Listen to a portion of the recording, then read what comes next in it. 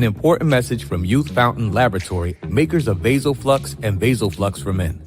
If you're over the age of 35 and over the years you've eaten pizza, dairy foods, deli meats, or meats with fat, you are likely to have some degree of plaque buildup in your veins and arteries. This increases your risk of suffering a stroke or heart attack exponentially, and no one wants such a catastrophic event to occur. Introducing Blackout. Blackout is made of all natural ingredients proven to help dissolve clots in the blood, remove calcium deposits and plaque from the walls of veins and arteries, improve viscosity of the blood, improve elasticity of the veins and arteries, treat varicose veins, and prevent the reoccurrence of plaque buildup. For more information, visit Youth Fountain Laboratory at youthfountainlab.com or call 1-800-853-7856. And remember, to help unclog veins and arteries, get the plaque out.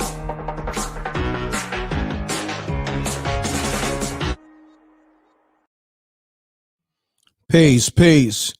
You're now tuned in to Spooky Hours. Peace. You're now tuned in to m.reck. Peace.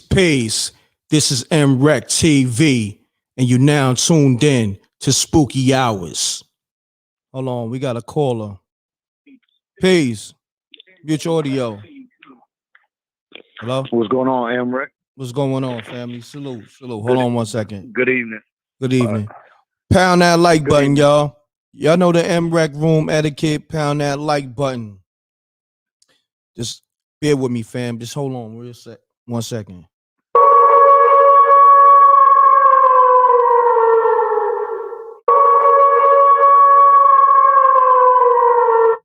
Gotta set the tone right, you feel me? Spooky.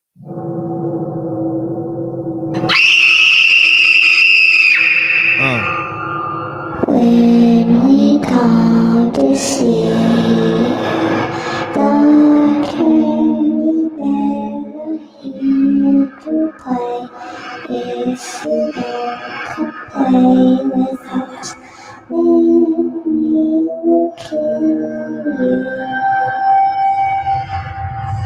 Mommy?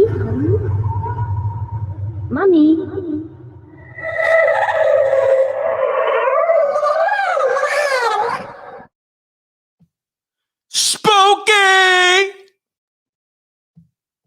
Peace. Who I got on the line right now, my brother? State your name, where you calling from? John B. from Akron, Ohio. John B. from Akron, Ohio. That's one of my favorite. m.reck. Salute. That's one of my favorite places due to Into Deep. What's my man name? Jake Reed. Jake Reed from Akron, Ohio.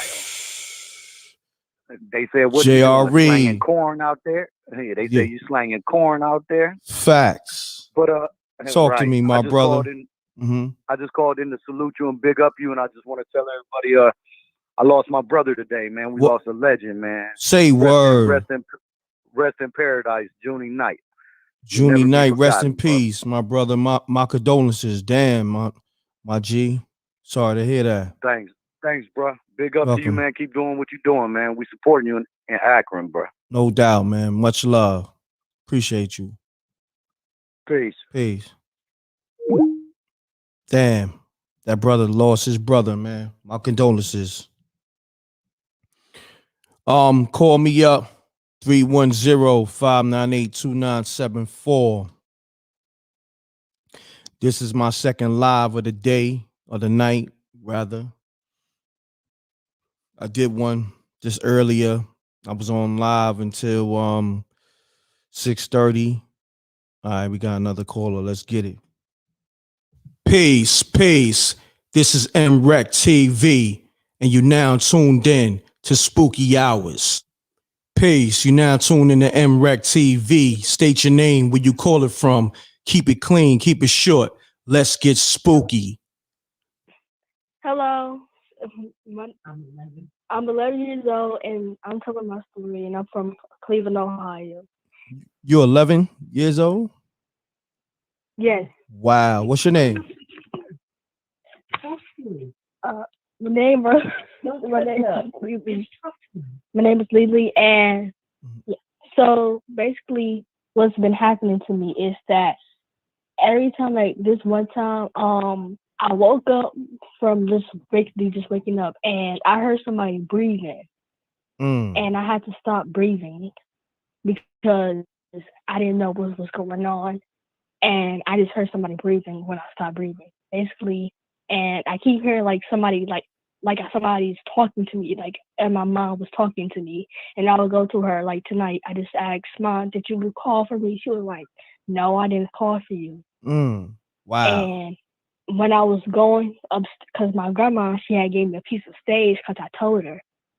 And while I was going upstairs, I feel somebody come through me. So it's really freaky. It's really freaky, and I don't know what's going on. Yeah, that's spooky. And hold on 1 second. Spooky. Continue on. Continue on. yeah, like it's really freaky, and we don't know what's going on. Like we know, like I think it's like because in the house, I don't know if it's some spirits or anything like that. I remember I downloaded this app for ghosts, and I was trying to see what was going on. And I know I met this one girl, and I went to, and I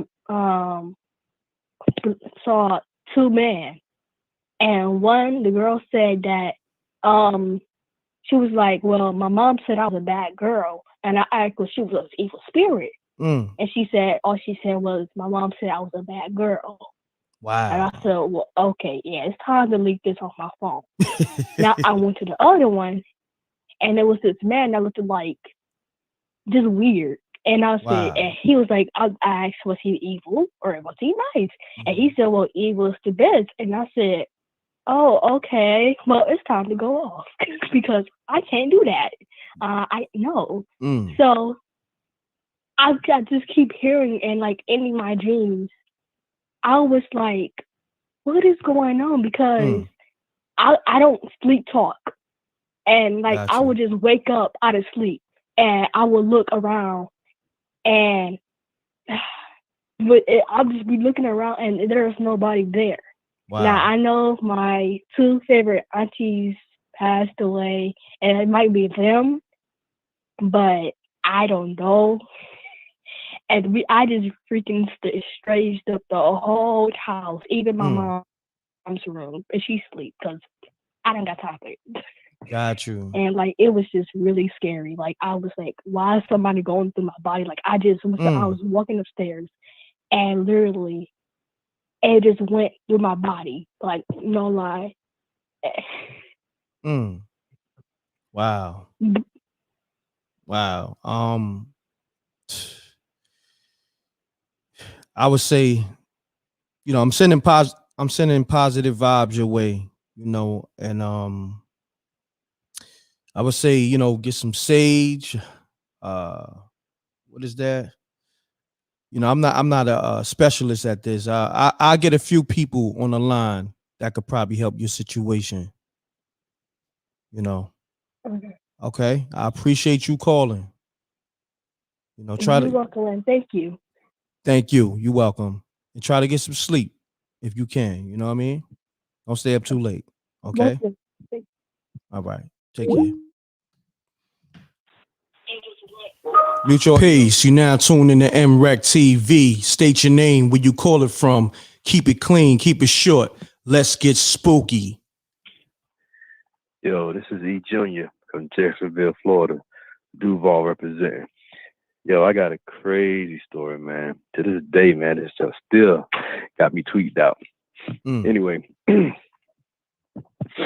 went to go see this chick, little D girl. She always messing with dope boys, stuff like that. She used to go to my school. Never showed me no love. I ain't had no money. Oh, what? Anyway, as I got older, had a job, had my money. I seen her in the mall, hollered at her, got a number. Anyway, we started kicking it. So right before I met her, her boyfriend had just got murdered about 6 months ago, right? So I was already bugging out about that, but oh well, So long story short, she had a home around the corner from mine. So we sitting in the bed, just chilling, lights off, just talking. Now she had an alarm system on her house, on the door, whatever, right? had a chain on, alarm system, everything. So we sit in bed, and I hear like somebody open the door and put the alarm on, like put the alarm off, like beep, beep, beep, beep, beep. I'm sitting here like, hold on. I thought you said nobody's gonna be here. She's like, nah, nobody's not gonna be here. So the whole time she got a nail digging in my arm. So I'm like, okay, she for real. So I ain't even thinking about no ghosts and nothing like that. I'm thinking about somebody coming in here to grab the dope from the house or kill me. You know what I'm saying? That's what I'm thinking about, right? So I'm in the room. I'm like, man, shoot, I ain't about to get killed. And this girl bare like this. So before I get up, you hear the door close. And then you hear somebody put the alarm back on, like somebody's coming in their home like regular, like do, and put the chain back on. So now I'm bugging. I ain't got no heat on me. I'm like, okay. So I went in her. She had like a little bathroom in her room, right? So you know the little toilet top that you put on the bathroom. So I went and got that. I said, well, I'm gonna get this thing. Whoever come to the door, I'm gonna bam right across the head, right? Hold on, you took the top off the toilet? Huh? Man, I took the top off the toilet, dog. I can tell you, I wasn't finna get murdered in nobody's house, especially in no bed. Yo, fam, that joint is like 50 pounds. Nah, not the little the cover that go on top of the toilet. Oh yeah, that's that. I say about 10. You talking about the ceramic? About something like that. Yeah. That part to look into the toilet. Anyway, so I picked Damn, it up. you was trying to body something, but yeah, continue on. Hey man, yeah. So as I'm walking to the door, now it's still dark inside. She's still holding on to me. Got her nails in my arms and everything. So damn, she's serious. So she's a savage. Okay, so she's scared. I'm scared too. I'm like, okay. But as we walk into the door, boom, we hear footsteps. Boom, boom, boom, boom. I'm like, hold on now. I'm about to get killed. So finally, I just said, fuck, oh, my bad, I can't say that. Finally, I just opened the door, ready to go to war. Man, I walked through the whole house, dude. The alarm system on, the chain on, the windows. I checked the whole house. I'm looking under the bed. I'm looking at the closet. He was like, and I thought about it. I said, man, yo, that was your boyfriend. That was because she had a job out to do. I said, yo, that was your boyfriend coming to check on you. It was like somebody just came in the house and didn't realize they was dead, dude. Man, she said, you gonna leave me? Man, I got in my car. Took off. Wow. So hold on. Rewind.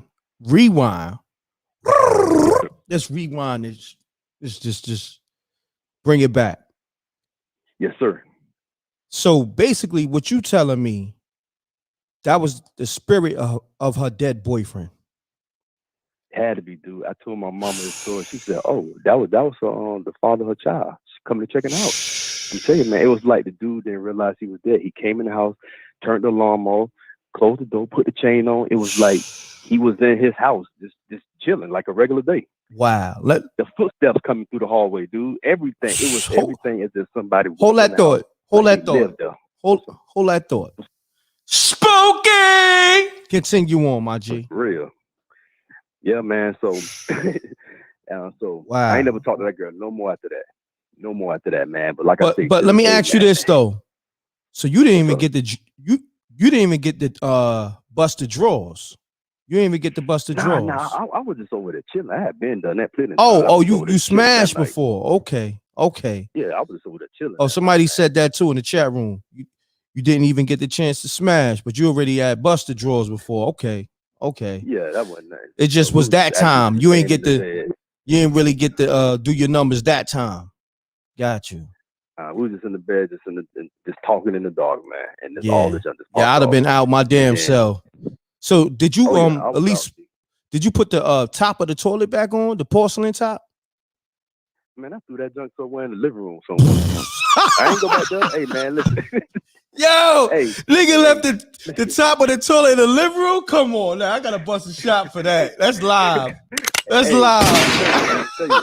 When I came around that corner, when I came around that corner and turned the lights on, and I saw the chain was still on. Oh and man, the was still on. Oh, I was out. Yo, salute. That was live. Left the top of the toilet in the living room. Gone, man. Gone. Gone. I'm out of here. He was like, you gonna leave here? You gonna leave me with these ghosts? Yo, so what you got? A Hellcat or something? What kind of whip you got? Man, I had a Honda at the time, man. At the Honda. Okay, you made it sound like you had a Hellcat. I'm thinking you had like, you know what I mean? Like a muscle car. You know what I mean? Do that sound effect again. Universal. Do that sound effect. Huh? Do the sound effect again. Salute. Salute. Yeah, man. Appreciate me having me on, man. Blessings. No doubt, man. This is a good. Yo, that was a good story, man. What's your name again, fam? E Junior from Duval. E Junior, man. I appreciate you, man. Dope story. All right. Keep doing your thing, sir. No doubt. Peace, family. Yo. Spooky hour starting off real dope. Salute to the 11-year-old female that called. You know what I'm saying? Baby girl.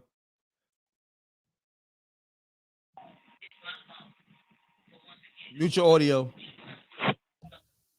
Peace. You now tune in to m.reck TV. State your name, where you call it from.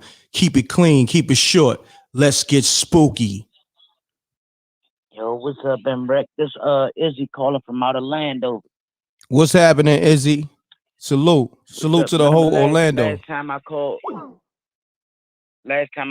right? I was telling you when the beer bottle came back out the bushes. Oh yeah, no doubt. Salute. Yeah. So yeah, this time, man, I got another one, right? See, me and my homies, we used to always go up to the graveyard, right? Because one would be chiefing out little herbs and shit. Back in the day, we used to go up there because nobody wasn't gonna come up there to bother us, right? Got you. So this one particular night, it took a long time to get all the way up there where we go. So we go all the way up the hill, and we see like where the tombstones be at. I said, Dad, you know, I said, you see that? I said, somebody must have left some balloons for their folks or something. So we get up there and get closer. Whole time it's like a little midget with long hair just blowing in the wind, and turned around and looked at us and started pointing. So we hauled, dog. We got up out of there, homie. And look, we left the tree and everything up there. Damn. My man used to live across the street. We bang on his door to try to get in there, right? Because we so scared. My man Big D ain't scared of none of that. He said, we said, man, we left the tree up there. It was like a little midget, man, pointing at us. Right? So he say, let me hit that cigarette and that black. And he walked up there to try to find us. So hold on. So the homie got charged up off the cigarette and the black and mouse? He knew he was gonna need something to get him to go up there to find the tree. Wow. Yeah, man. That was wild though, man. It was like a lady, but her hair was long, but it was a little midget though. Wow. And she turned around and looked at us and started pointing, and we ran, man. Damn. Yeah. Spooky! I hear that, man. I appreciate you tapping in, man. It's good more story. to that though too, and Rick, I got more than that tonight. All right, just call back. I'm gonna call back. Yeah, call back. I got a few calls. Okay. All right, salute. Okay, I got you. All right, peace.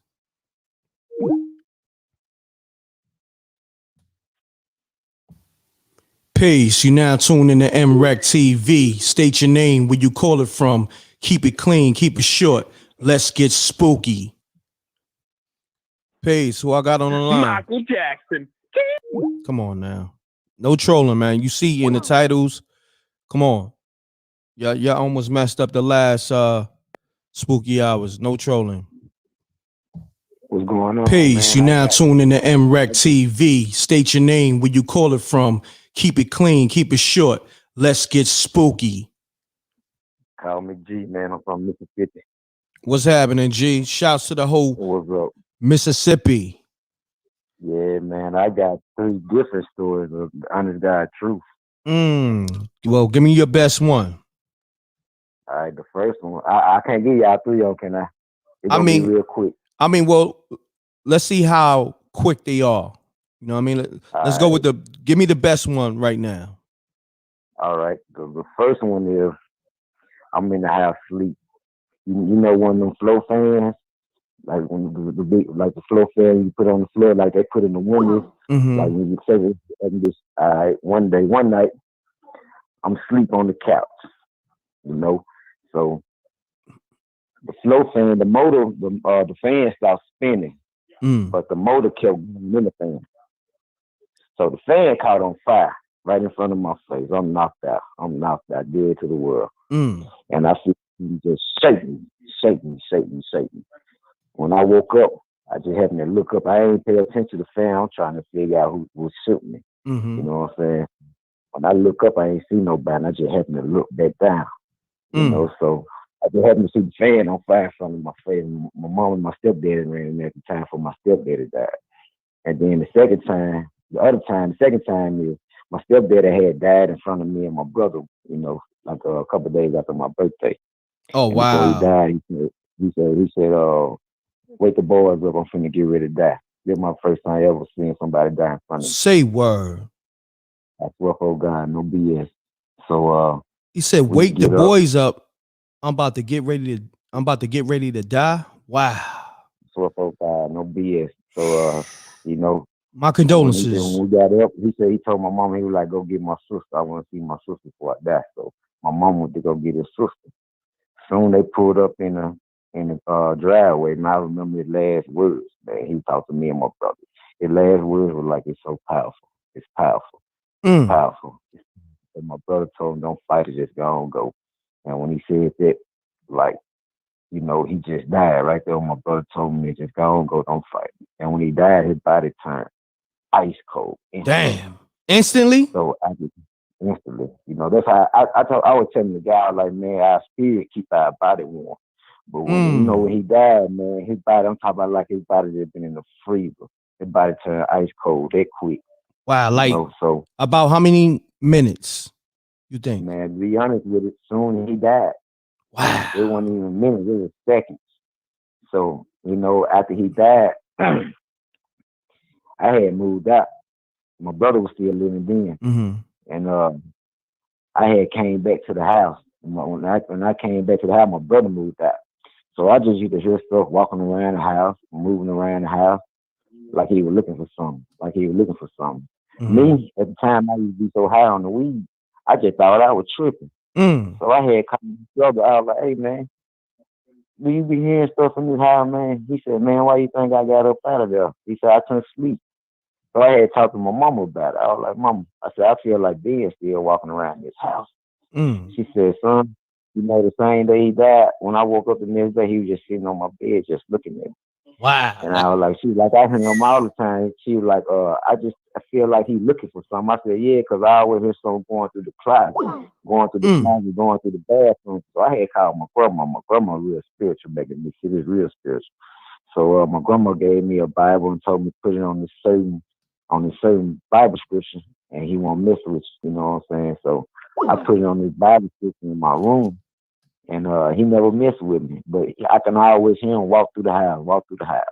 And the third one, this is my last one, the third one, me and I was dealing with a female back then. Her granddaddy had died.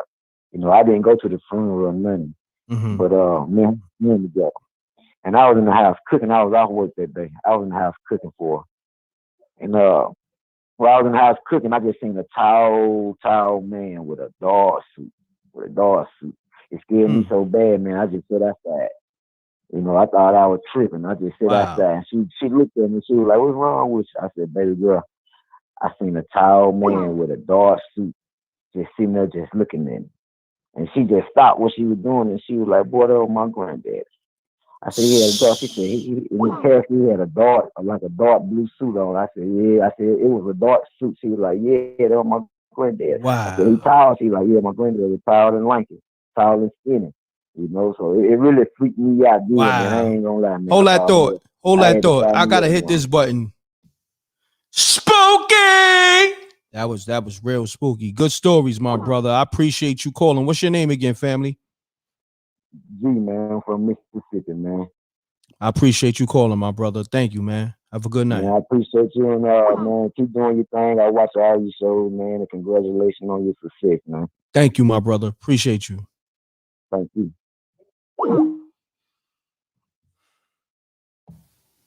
Peace. You now tuned in to m.reck TV. State your name, where you call it from. Keep it clean, keep it short. Let's get spooky. m.reck, you doing spooky hours without me? These trolls, man. They had to get one in. Peace. You now tuned in to m.reck TV. State your name, where you call it from. Keep it clean, keep it short. Let's get spooky. Ah, man. Pleasure. My man, I just want to say thank you for all the gems you guys been dropping. I don't want to take up too much time, but the story is kind of detailed and lengthy. This is definitely something that I know why certain people come into the room because they're, deep down inside, they feel like they have an understanding of certain things. You know what I mean? Got you. Now, what's your name, fam? I'm Mike Vocal, bro. I was in the chat. I was going crazy. Okay, Mike Vocal. How long is this story? I can breeze through it, but it's definitely worth it. Everybody, I can promise you that. It's all real. It's real. It's just something that if I tell it to this day, and the story's like 15 years old, my one buddy can't even stay in the room. He has to leave. He has to walk out of the room. Now, if the chat room start putting up the the emojis where they sleeping, just know I'm gonna have to cut you off. No. This is not one of those. Okay. I wouldn't even waste your time, bro. All right, let's get it, my brother. Let's get it. Okay, so. And you sound far away. You sound far away, my brother. You gotta talk directly into the phone. Into the phone, right no here. speaker. Move it around. I'm good. Am I good right here? Yeah, you good. Stand right there. Let's get it. Cool. So basically, after high school, I moved out with my friend Rob and my boy Danny. We're from like an hour above the Bronx. We moved out to Florida. My boy's mother Rob got a lawsuit. His parents got a lawsuit. They got a house in Florida. Needless to say. So we had a friend in Brooklyn, and I'm trying to skim through this and be detailed at the same time. So okay. And this is just as real as it gets. It's in Florida, and we're in a town that really wasn't a poppin' town. It was a crappy town. It was creepy, spooky. Damn. You know what I'm saying? It definitely was odd. You threw the whole town away. You threw the whole town away. But continue on. I went through a Taco Bell wreck. I went through a Taco Bell, and the girl that came and served me, it was a heavy set girl. Not for nothing, she had a full beard. She had a full grown beard. The female. That was the type of town I was in, bro. Real talk. So this is basically it. My boy Danny, my boy Rob, my boy Brooklyn. We all pull up to a gas station. It was a little plaza. It was like a little junior plaza. So it was a blonde girl and a Puerto Rican girl sitting on the curb. The blonde girl had a lot of makeup on. She had painted on eyebrows. Not really my thing. The other girl was very beautiful. But this guy, Brooklyn, that we knew from Florida that was driving us, he was like, I know those girls. And we're like, yeah, right. He's lying. So he goes up and talks to them. And apparently they wanted to get a hotel. And long story short, we had a little summer home that his grandfather had out there. It was a little shack. Mm-hmm. And every night, like we'd be BSing. And his grandfather used to tell us stories about this dude named Harry. He would nickname the ghost Harry that he would dream about.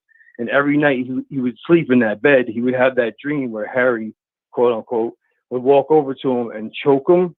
And then as he couldn't breathe in the dream, he'd wake up.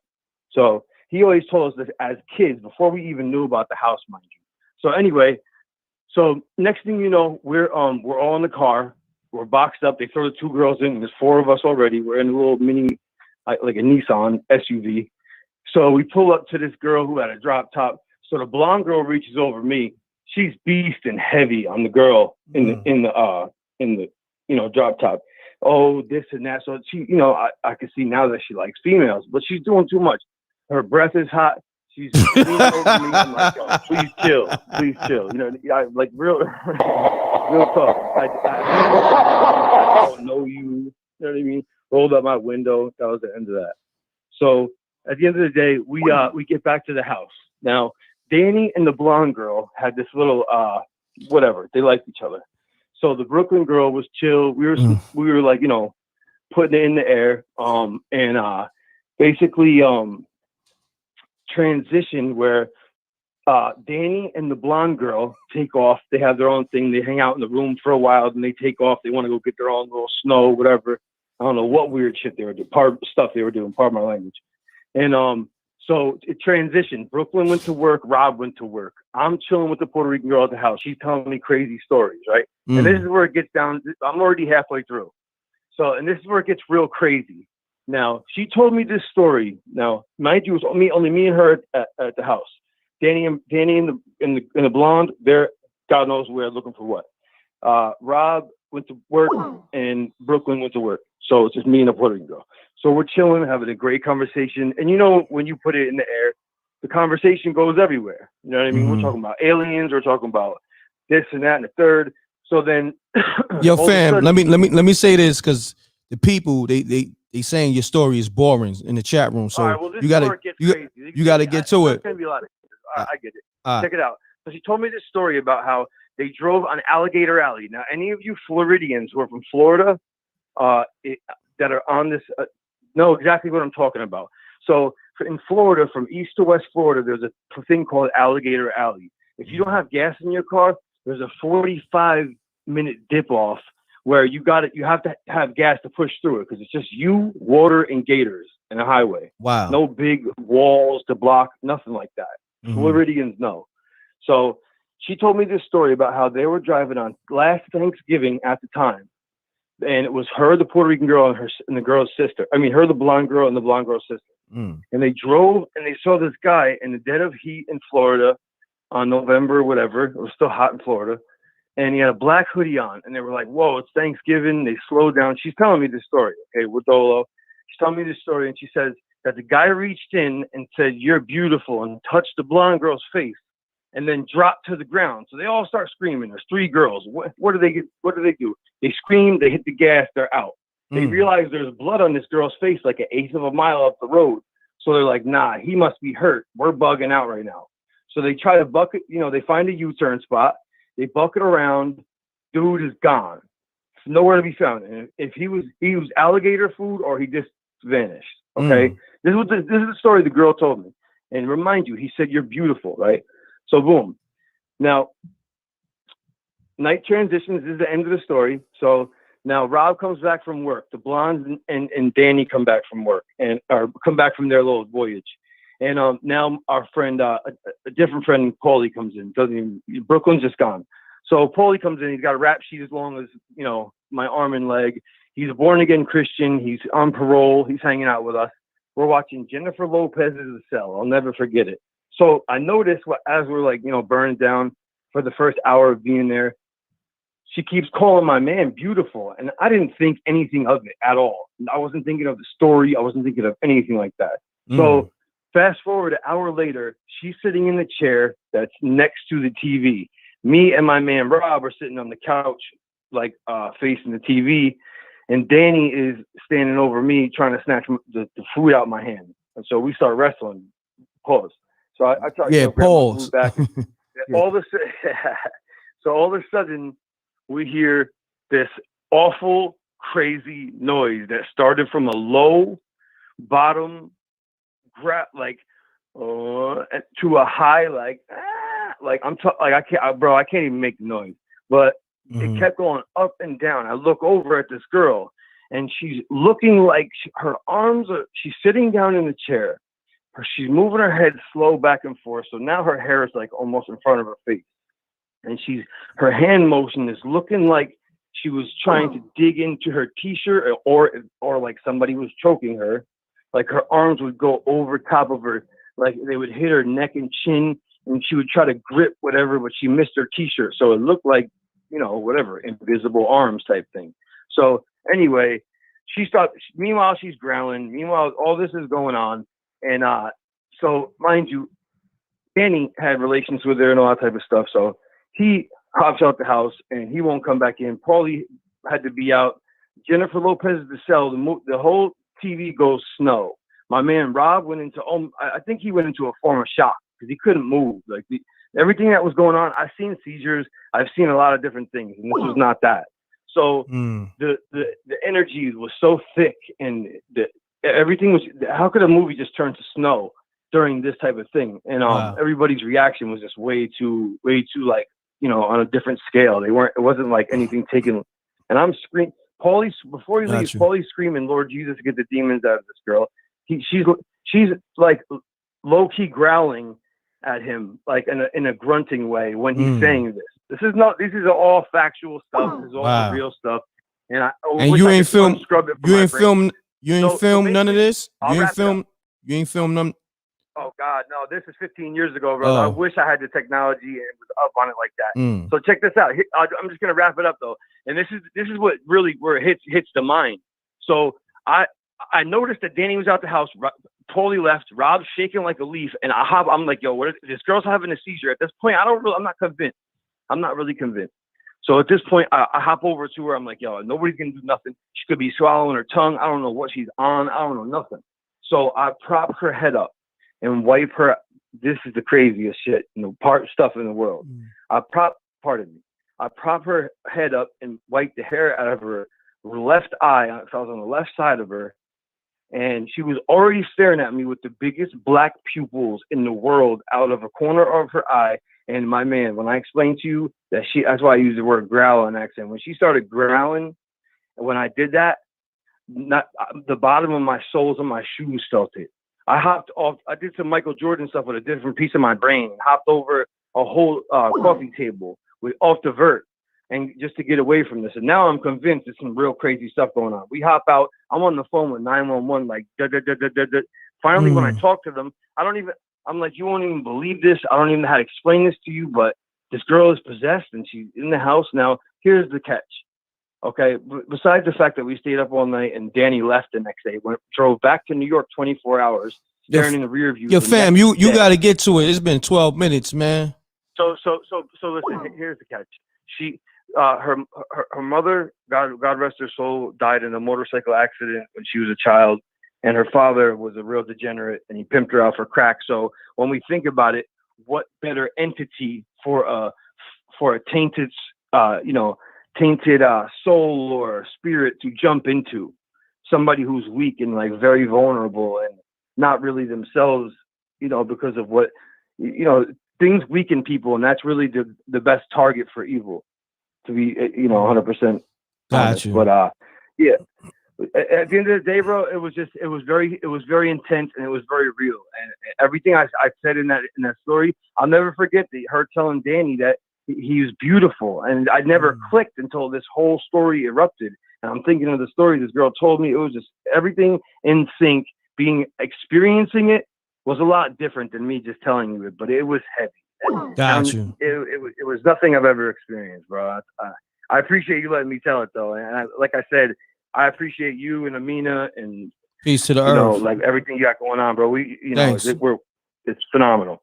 No doubt, man. I appreciate it, man. That was a long story. I appreciate it. I apologize for being it's all good. But I had to. You definitely got to send something into the Cash App. You know what I mean? Support the cause, my brother. Salute. Oh yes, I have before. I will again. Absolutely. All right, thank you. Peace. All right, man. Hold on, y'all. Just let me. I gotta reassess. God damn, he drank me. I thought he was going to have a crazy climax. I'm gonna be honest, homie. No disrespect. That story probably was the weakest story I ever heard in my life. But who I got on the line? State your name. Hey, m.reck. What's happening? Hey, this is Scott from Atlanta. How's it going? Scott, what's happening? Talk to me, fam. I got another scary story. A friend of mine and I were driving on the Expressway in the far left-hand lane. We were going to see a band play, some guys we knew in a band. Something just told me to get over one lane to the right. So I talked with my friend and I'm like, hey man, you think I need to get over to the right a few lanes or so? And he's like, it's going to be a minute before we get off at the exit, so you can just stay in the left-hand lane since it's a fast lane. Then about 30 seconds later, he's like, you know what, man? Go to the right one lane. I kid you not, m.reck. About, I'd say 30 seconds, maybe even shorter than that. We go over to the right hand, we go over right one lane. And something, I can't even tell you what kind of vehicle it was at night. All we could see was lights. It was something in the far left-hand lane. We had just got out of the left-hand lane. Man, it had to be going over 100 miles. Damn. We would have had a head-on collision had we stayed in the left-hand lane just 30 seconds later. Wow. That's crazy. Yeah, that was scary. Yeah, that definitely was scary. But I appreciate you calling, my brother. Okay. All right. right. Take care. Peace. At least his joint was straight to the point and it was quick. So salute to the homie. Oh man, but the other cat, he drank me for over 14 minutes. Damn, and I apologize to y'all. Peace. You now tuned in to m.reck TV. State your name, where you call it from. Keep it clean, keep it short. Let's get spooky. Hey, what's going on? This is Jody, man, from LBC. Jody, what's happening? Oh, nothing much, man. I started to get sleepy on the last caller, the other bro, man. Crack kills, man. I mean, I ain't trying to clown, but you know, yeah, I son. was getting sleepy, man. Yeah, like, son definitely drank the energy, man. Like, and it was going good. It was going good. It drained my energy. So continue on. You know, I grew up in Chicago, and every summertime we used to always spend a night over my grandmother's house. Mm-hmm. And it was a gang of us. You know, my mom had 11 of us, and it was like 12 of my cousins. So it was doing one hot summer night. I would get up to use the bathroom, and I would see my grandmother, because she smoked cigarettes. She would always get up. I'm like, man, who's she talking to on the porch at 3:00 in the morning? Uh-huh. Mind you, my auntie, my mom's sister, I went to her funeral when I was 5 years old. She died from an aneurysm. So, and I said, Mom, who grandma talking to? So I got up to use the bathroom. You know, you a little kid, you want to see what's going on. So I went to the porch, and she was talking to my dad auntie. Say what? And she said she was talking to my dad auntie, Aunt Frances. She said she was coming back to check on the kids. And my grandmother used to work at a funeral home, and she used to sleep in caskets. And it freaked me out. Hold on. Stop. You said your grandmother used to work in a funeral home? My grandmother used to work at a funeral home in Chicago. When I was small. She worked to make extra money to meet ends. Yeah. Hold on. Stop there. Kids. You said she used to sleep in caskets. She used to sleep in caskets. She said they comfortable, just as comfortable as a bed, because she worked graveyard in the funeral home. Hold that thoughts. Spooky! Continue on. You said she worked graveyard? It freaked me out, man. She worked graveyard shift? I experienced so much as a kid, bro. So one day, this is another story. One day, because I went to Paul Cuppy down the street, because I grew up on Bishop Street, and it was around 3:00. Mm-hmm. I was coming home from school. I was in about 3rd grade, maybe 4th grade. And it was cold. It was a cold day. Mm-hmm. And I heard a whole bunch of kids playing in the house. I'm thinking it's my brothers. Now, mind you, on my last call, I told you we stayed on an old Indian burial ground. So I heard a whole bunch of kids playing in the house, running through the house. You could hear balls bouncing and kids running and laughing. And I'm banging on the door. I said, man, can y'all open the door, man? Open the door. I got to use the bathroom. I did this for a whole hour.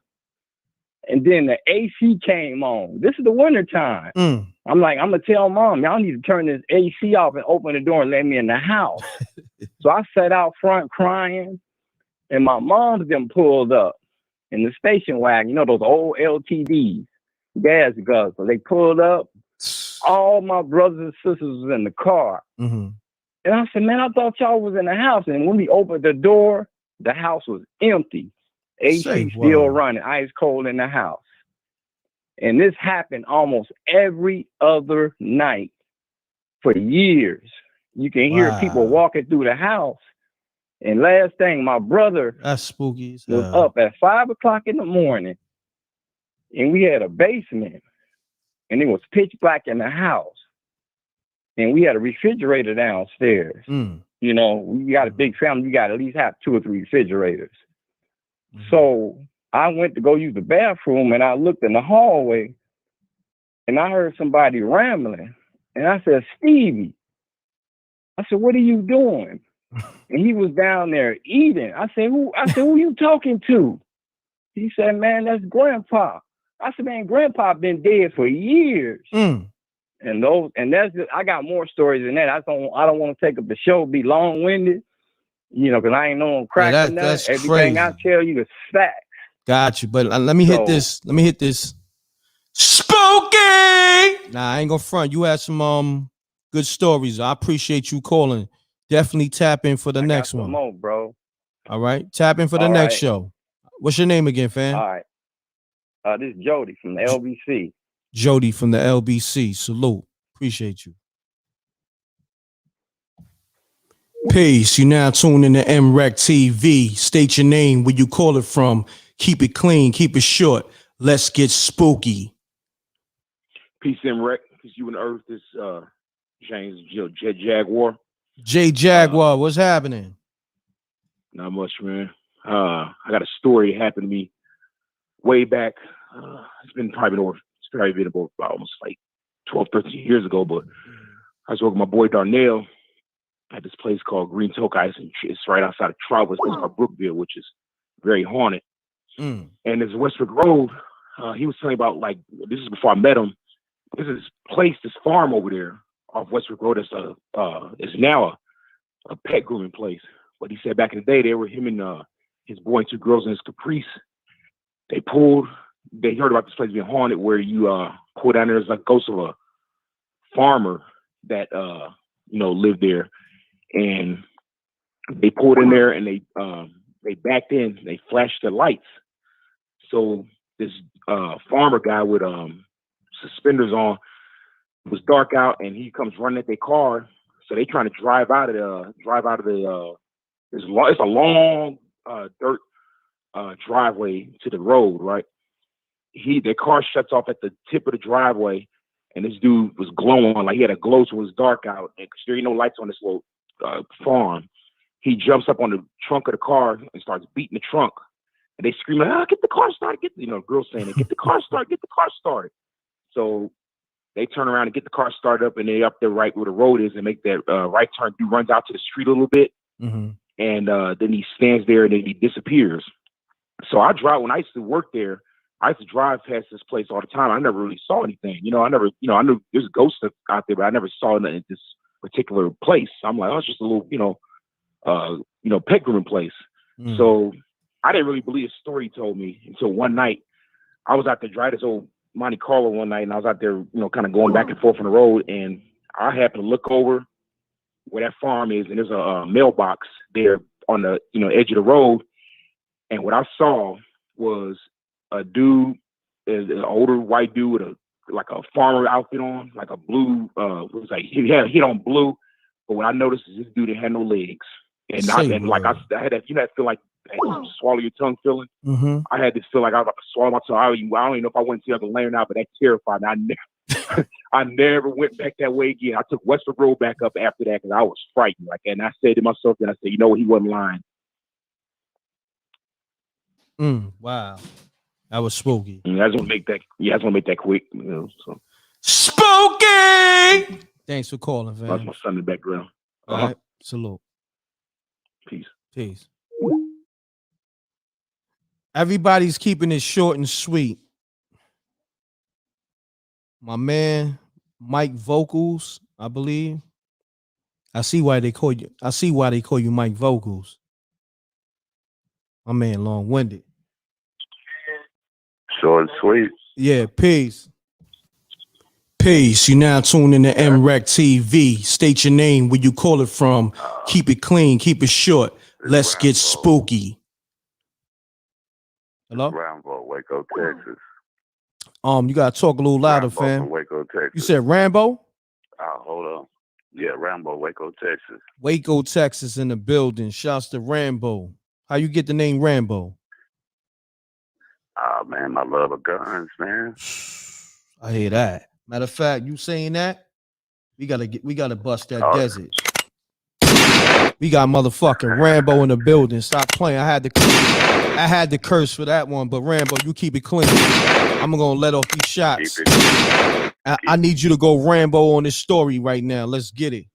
That's what's up, hold on man? one This is the second. first of the story. Hold on one This is second the- though. oh, Hold on 1 second. I Pound got that you. I like got you, button, B. y'all. We got close to 700 people in the building. I need to see 700 likes. Pound that like button. Shouts to Queen of Queens, New York. I love how you keeping it spooky. M.reck, keep up the great work. Shouts to everybody else in the chat room. I know I highlighted y'all. I was trying to shout you out, but people be long with it. But continue on, Rambo. Let's get it. Short and sweet, man. Mm-hmm. But it was when I was young. I wasn't even in school yet. We moved in this house in the country, and as soon as we moved in there, we started getting spooky stuff. Anyway, my brother woke me up at like 5 o'clock in the morning. He was like, "Little bro, wake up!" I wake up. He was like, "Come here." We crawling on the floor by the stove, and we looked through the door, and our doorway didn't have a door on it. It was just an open door. And he was like, "You see that?" And I was like, "What are they doing in there?" He was like, "You see that, right?" And I was like, "Yeah, what are these white people doing over here?" And I'm like, "I don't know." But when I saw them, they were transparent. They wasn't completely solid. And it was sitting on our furniture. Say word. Anyway. It was I transparent? Like, I see it. What's that? You said they was transparent? It was they weren't all the way solid. You know what I mean? It's like they were interdimensional. Wow. They weren't completely solid. You get what I'm saying? Hold that thought. Spooky. Continue on. Yeah, like a hologram. And I'm like, yeah, I see it. You know, I'm going back to sleep. You know. He said, "I'm going back to sleep." Yeah, so I go back to sleep, and in the middle, you know, and maybe I don't know how long I'm asleep, but I get waking up by somebody I can't see. And they're like, "Little bro, wake up, man. Let's go have some fun." And I get up, and I'm okay. Let's go have some fun. We go in the kitchen. We mess with some stuff. We go to my mom's room. My mom in there with her husband. They sleep, but it's weird because they sleep and they got the covers over them. But the only thing that's not covered is their feet. So dude is like, you remember the old school razors where you had to open it and put the new razor in, and and you know, he was like, "Get the razor," and I'm like, "Okay, yeah, okay, cool." He was like, "Get the shaving cream." I get the shaving cream, and he was like, "Let's shave their feet." And we put the shaving cream on their feet. But hold on. Who is this telling you this though? I'm confused. I have no idea. But to make a long story that's short, spooky within itself. Spooky. Yeah, so I cut all the lights on, and my mom and her husband, which was my stepdad, they sleep. You know what I'm saying? They like, you know, I don't know how they didn't wake up, but they sleep with all the lights on, and I'm shaving their feet. And you shaving their feet? Is that good? Yeah, with the razor. I put a brand new razor in. Wow. And what happened? So I shaved it. So I shaved their feet. You know what I'm saying? Like, you shaved the hair? You know? You shaved the hairs off, or you cut them? You actually? No, their feet. No, just their feet. Just the bottom of their feet. Oh, the bottom of the feet. Cream.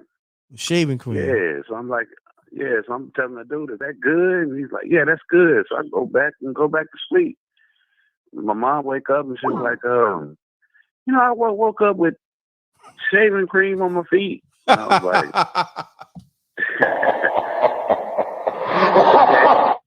wow. But that's just the first of one story. I got a whole bunch of them, but just to be short and sweet. Nah, man. But I take that one for right now. You can call back, but that's crazy. That's a crazy story, man. So you had a demon in your ear.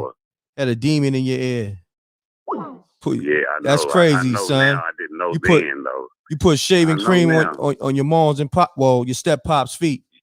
Your mom's boyfriend. He was a Marine too, and he was he was used to tell me about spaceships that he saw in Vietnam. Oh damn! Oh yeah, we gotta get to that story when you call back. What's your name again, fam? Yeah. Rambo, right? Rambo. Yeah, Rambo. Waco, Texas. Waco, Texas, man. Try to call back in like 40 minutes to an hour or so. All right. Got lots more. All right, peace. That was spooky. Peace. You now tuned in to m.reck TV. State your name, where you call it from. Keep it clean, keep it short. Let's get spooky. Yeah, Pace, you sound far away, fam. Hello? Hello? You sound far away. You sound like you in a cave somewhere. You sound far, fam. Hello?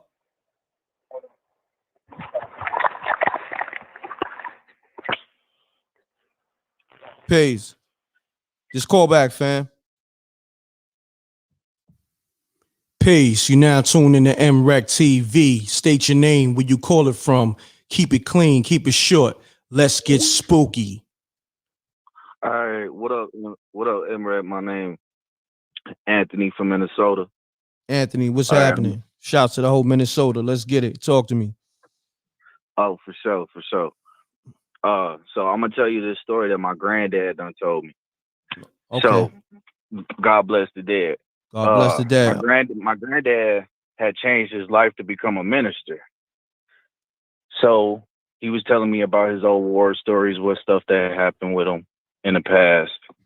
And when he was telling me his stories, he told me one time back in his college days when he was going to college in Chicago, him and his friends was over at a house party and everybody was drinking, having a good time, relaxing, enjoying themselves. And my grandfather said to his friend, like, yo, let's get ready to go. Mm.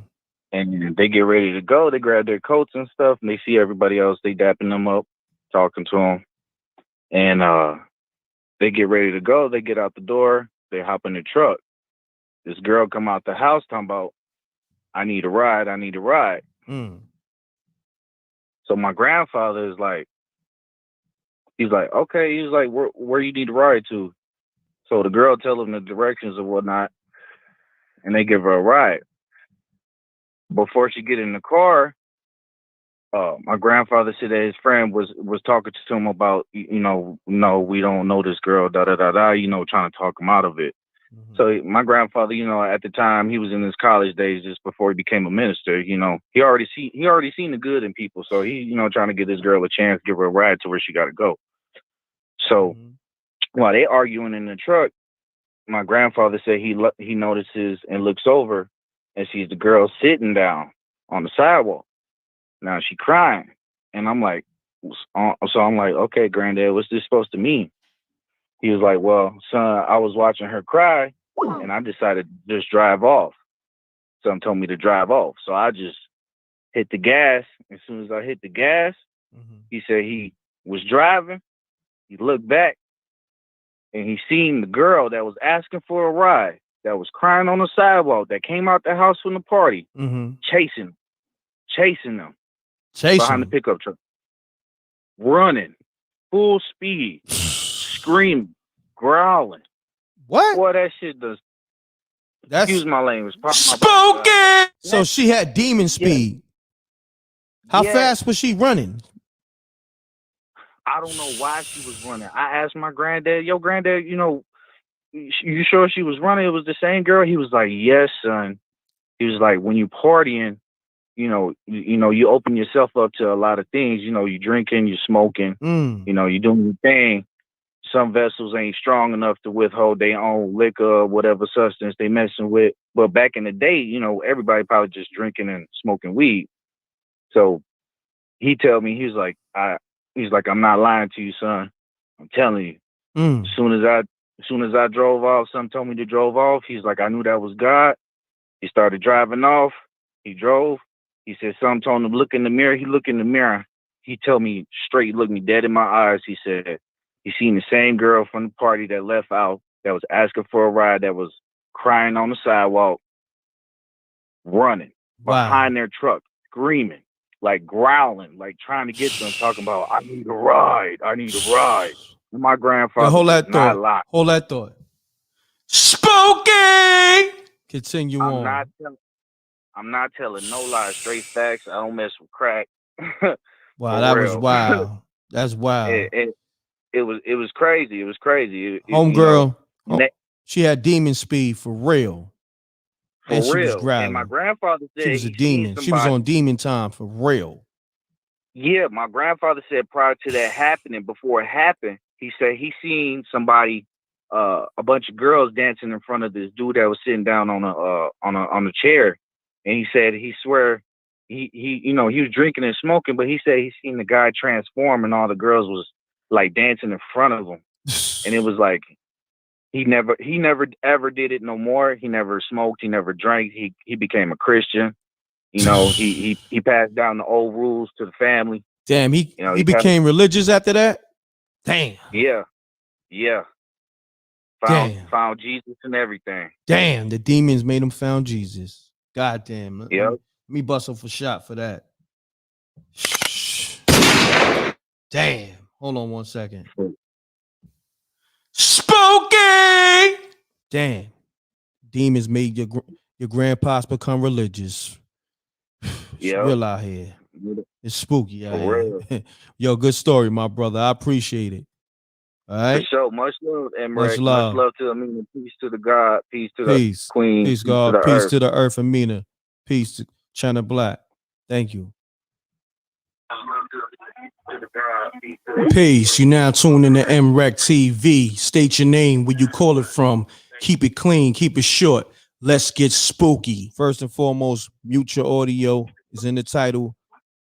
Smash that like button, everybody. Y'all know the m.reck room etiquette. Let's get the likes up. We got 740 people in the room. Let's get the likes up. So, it's going good. So far, so good. Let's get it. Now, who I got on the line right now? Oh, my name is Wendy Wu. Say and that. I'm calling out of Brooklyn. Say that again. You said Wendy Wu? Yes, Wendy Wu. Calling out of Brooklyn. So you got that Brooklyn vibe. What part of Brooklyn you calling from, Wendy? You want to know all of that? I want to. Canarsie. Okay, it's spooky in Canarsie, and it's a swamp out there. Stop playing. Stop playing. Let's get it, Wendy Wu. Let's get it. All right. Okay. Bet. Hold on, Wendy. Right, real quick. Take me on speaker. Like you still sound like far away or something. I need you to sound crispy. Talk directly into the phone if you can. Okay. If you can, please. We want to get. Can you hear me now? There you go. There you go, Wendy. You sounding crispy right now. All right, cool. So before I start the story, I want to give a little background. My family's from the Caribbean islands, so it's kind of like a voodoo story. Okay. Let's get it, Wendy. All right. Okay, bet. I'm trying to make it really short. So growing up, my mother used to work in a restaurant as a waitress, and she was working with this other lady, and the woman was very envious of her. And one day, like the lady said, "Yo, how come your child is never sick and mine is always sick?" So my mom said, "Why would God permit my child to be sick and I'm a single mother all the time? And here they see I'm struggling, right?" So that was that. So my mom used to watch her kids. They used to come over my house because my grandmother used to be home, and that was like, a thing for my grandmother to do. So, when you're little, you in school, your teacher give you like a little eraser when you do good or whatever. So I had gotten one. So I was playing with it, and one day they came over and it disappeared. So my mom and my grandmother are looking for this eraser up and down, like, "Yo, where's this eraser? Where's this eraser?" They can't find it. Weeks later, I'm in the bedroom. My grandmother's in the bedroom. She said she heard a thud. So when she heard the thud, she's like, "All right, so, my daughter's not here, so who's in the house?" So she went, looked everywhere. She didn't see anything. When she looked on the ground in the living room, she found the eraser. She's like, "That's mad strange." So she picked it up with a tissue and she put it aside and waited for my mom to come home. So my mom came home off of work. My mom opened up that tissue. She looked at the eraser. An eyeball was looking at her. Stop playing. And she burned that shit. That's crazy. Hold on. That's spooky. Wow. That's spooky. Yes, that shit was crazy. Like a real eyeball? The woman's fucking eyeball was there. She blood? Turned that. I'm sorry for cursing. Yeah. She turned that up. She turned that stove up and burned it. Wow. That's spooky. Yeah. That's crazy. I appreciate I appreciate you calling up with that story. Thank you. I'll call you back welcome. with a number. I got a real juicy one, but I'll wait. Okay, I appreciate it, Wendy. Okay. All right. Bye-bye. Peace. Shouts to Wendy Wu. Yo. Mute your audio. All right, my brother. Peace. You now tune in to m.reck TV. State your name, where you call it from. Keep it clean, keep it short. Let's get spooky. Pound that like button. Who? Let me know who I got on the line right now. Yo, you talking to Chingo from the Bronx. Shingo from the Bronx. I spoke to you a few times, right? Yeah, that's a fact. Okay. You know. You sound kind of low, my G. Yeah. Yeah. What about now? I need you to speak directly into the phone. All right, bro, you got it. All right, I'm gonna try to bring you up on my side of things. All right. All right, let's get it, Chingo. All right. So basically, this right here happened. I was locked up upstate. I was in, what facility was this? This was in Bear Hill Correctional Facility, right? So at the time, I was doing probably 6 years or something like that up there. And it was wintertime too. So it was real snowy out there and all that. But I ended up becoming like the big homie for the jail, for the Latin Kings and all that at the time. You know what I'm saying? So I was like the first crown for the Latin Kings and all that in the jail. So one day, I go to the mess hall. I'm in the mess hall, and there was a lot of stuff going on in the jail. A lot of people was getting shot. There was a lot of crazy stuff going on around the gangs and all that. So I go to the mess hall, and this old man that I never saw before in my life, I'm sitting at the table eating, and the old man, he's coming in, and he's like, yo, in Spanish, he was like an old time Spanish dude. He was like, yo, he's telling me in Spanish, yo, more or less, can I speak to you or whatever, blah, blah, blah, like we need to speak and all this. So I'm sitting at the table with my bros and all that, so we thinking it's problems. But they're like, yo, what's up, man? You about to get up and see what's going on and all that. And I was like, nah, don't worry about it. I talked to him one-on-one, right? But when I got up to leave to go talk to him, I started walking with the dude. So we walking down the walkway, going back to the dorm, going back to the back. So he's telling me that he was like, yo, you know, some old lady that passed away not too long ago. And I'm like, what? It caught me off guard because I thought he was going to tell me about some politics in the jail or something like that. And I'm like, yeah, my grandmother passed away. She raised me and all that, right? So he's like, oh, okay. So he was like, she told me to give you something. And I'm like, what? I'm like, what you talking about? So he was a santero. He was like a espiritista. That's one of them dudes that deal with santeria and all that. And, you know, I'm not sure. I really didn't find out how deep he was in it because I didn't really get to talk to him like that. But come to find out, he was from my hood. I'm from the Bronx. So he was from 183rd. And he had there was a tiny guy over there that he owned on 183rd by Preston and all that. So we was talking about that and all that. So when he told me, yo, your grandmother told me to give you this, I was bugging because like a few nights before, I was hearing dogs barking on the compound. So, you know, we're in the middle of nowhere. Wow. Like the facility is in the middle of nowhere. You heard? So it's late night, right? Mad people asleep. A majority of people asleep. So on late night, you get to stay up till like mad late at night in the jail and watch TV and stuff. So I'm sitting in the day room. And as I'm sitting in the day room watching TV, I'm hearing dogs barking outside, like in the jail.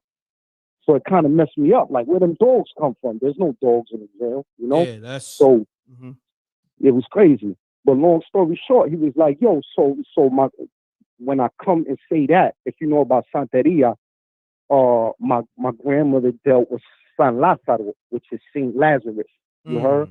Which is basically Babalao. And I'm saying that's the African name, Babalao, you know? So the bracelet that he gave me, he was like, yo, she told me to give you this.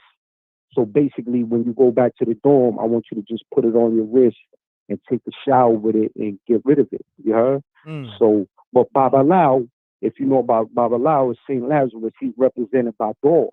You know, that's why that dog thing started messing with me thinking about it. You heard? And and then like a few nights before that, it was like a bright light that just came. It was snowing, and for some reason, at like 4 o'clock in the morning, the whole sky just turned bright for like 10 seconds.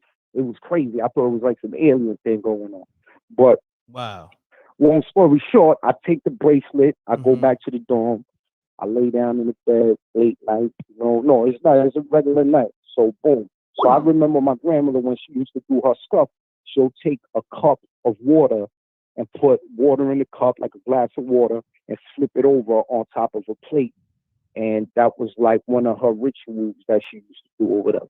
So I did that and put it underneath my bed where my cot where my head is at, and I put the bracelet on top of it. So boom, thinking nothing of it, I go to sleep. So I'm laying down trying to go to sleep. Next thing you know, I wake up at like 2 in the morning, feeling like somebody is burning my feet. So I jump up like, yo, what? And I'm saying, like, bugging out. You heard? Like my feet was on fire. You heard? Say so word. Boom, I look. That's word to everything, bro. So I look down at my feet. I look around, and I'm like, oh, I'm bugging out. What's going on? You heard? So I'm like, all right. So I try to go back to sleep. I lay back down. Like, probably like an hour later, it happens again. I feel like somebody's burning my feet, but at the same time, I'm seeing like demons and some red stuff around me, like red and dark. It was some crazy stuff that I saw, like, because I be having sleep paralysis too. So I don't know if you know about sleep paralysis. I get that. You know what I'm saying? So it's like night terrors, So, but I'm feeling like literally like somebody's burning my feet. Damn. For real. The second time I woke up, it was the same thing. And I jumped up like, oh, like, what the fuck is going on? Excuse my language, And no disrespect, my brother. You sure you ain't got athlete's feet? Nah, man. It ain't had you. nothing to do with no athlete's feet, bro. Got you, but continue on. Nothing, bro. Nah, when I tell you it was burning, it wasn't not like an itch or nothing like that. It felt like fire. I felt like somebody was burning my feet, literally. You heard? And then the second time I jumped up, I thought about the thing that was under my bed, and I said, oh, let me get rid of this. I grabbed it, I went to the bathroom, and I flushed it down the toilet. And then I was able to go to sleep after that. But I never saw this dude again in the jail. Not even one time. I was looking for him, looking all around for this dude. You heard? Because I felt like he did some voodoo or something on me, like did a bad spell on me or something like that. You heard? So I'm looking, trying to find out what dorm he in. Yo, this old man? I'm asking everybody in the jail. Yo, this old man got gray belt or afro. Nobody knew him. You heard? Nobody knew him. And then I was asking my people, the people that was with me in the mess hall when I broke out with them. I was like, yo, you ever saw that dude around before? It was like, nah, we never saw that dude before. You heard? And we was trying to find him. In fact, that's what happened, bro. And that was always a mystery to me. Like, what was that? Who was that? Why did that happen? You heard? But it was real crazy, And I, like me growing up, I grew up around a lot of Santeria stuff. My grandmother, my whole family was involved in it. So I know that's a real thing. You heard? I know that's a serious thing, I don't mess with it. I'm Christian, Like, I found Christ when I was locked up, you heard?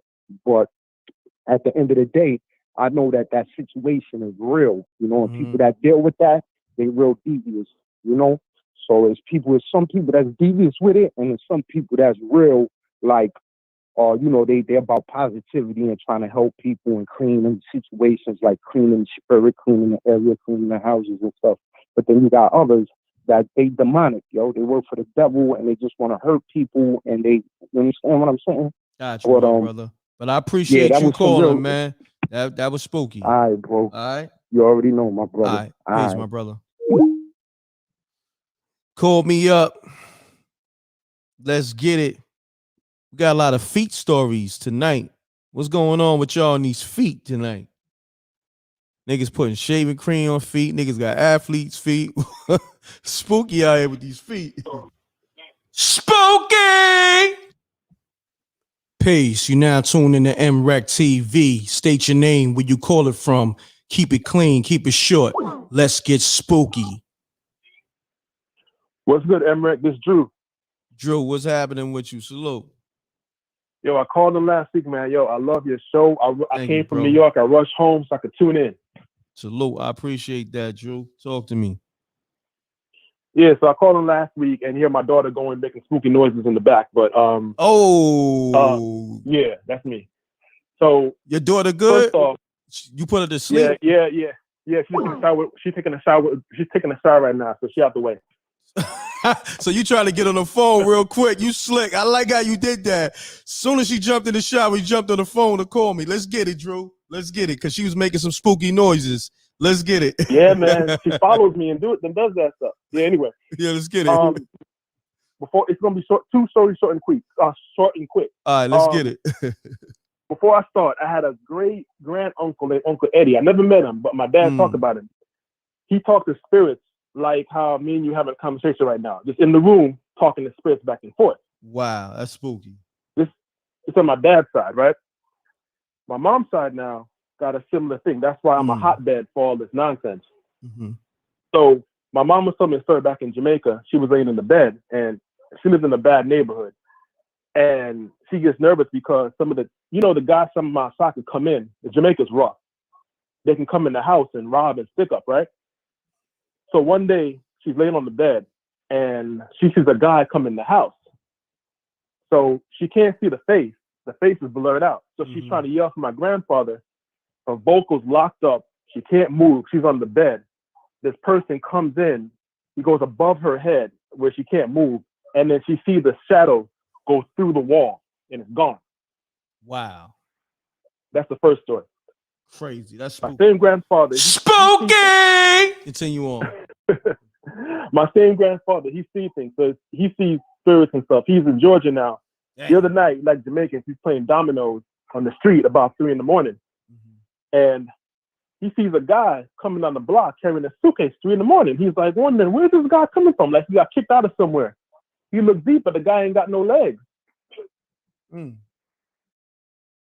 Yeah. How long? Those my two stories, man.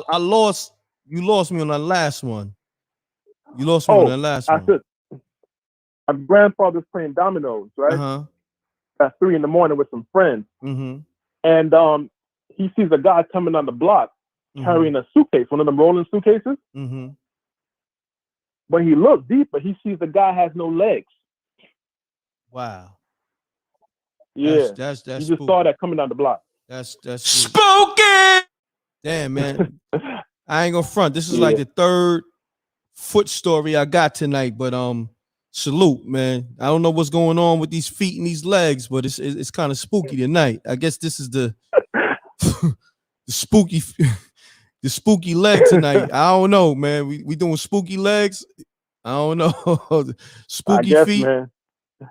You know what I mean? This ain't the spooky foot show, but it is what it is. But I appreciate you, Drew. Thanks, man. Later. All right, no doubt. Peace. Peace. Hello? Good. What's up, bro? What's going on with you? Another thing, man. Hey, they talking about feet. I got one for your hand, bro. Spooky. All right, let's get it. What's your name, fam? Hey, this is Derek, man. Upstate New York, but I'm originally from North Carolina, bro. Derek, I ain't gonna hold you. You sound spooky like a motherfucker. But let's get it though. That's a good thing. It's a good fit for the show. Let's get it, Derek. Hey, this is spooky. All right. I'm a kid. I was probably like in the first grade. And my uncle, we grew up together or whatever. I think he was a senior. So we're in North Carolina now, the country, whatever. We had a fireplace or whatever. This is in the 80s now.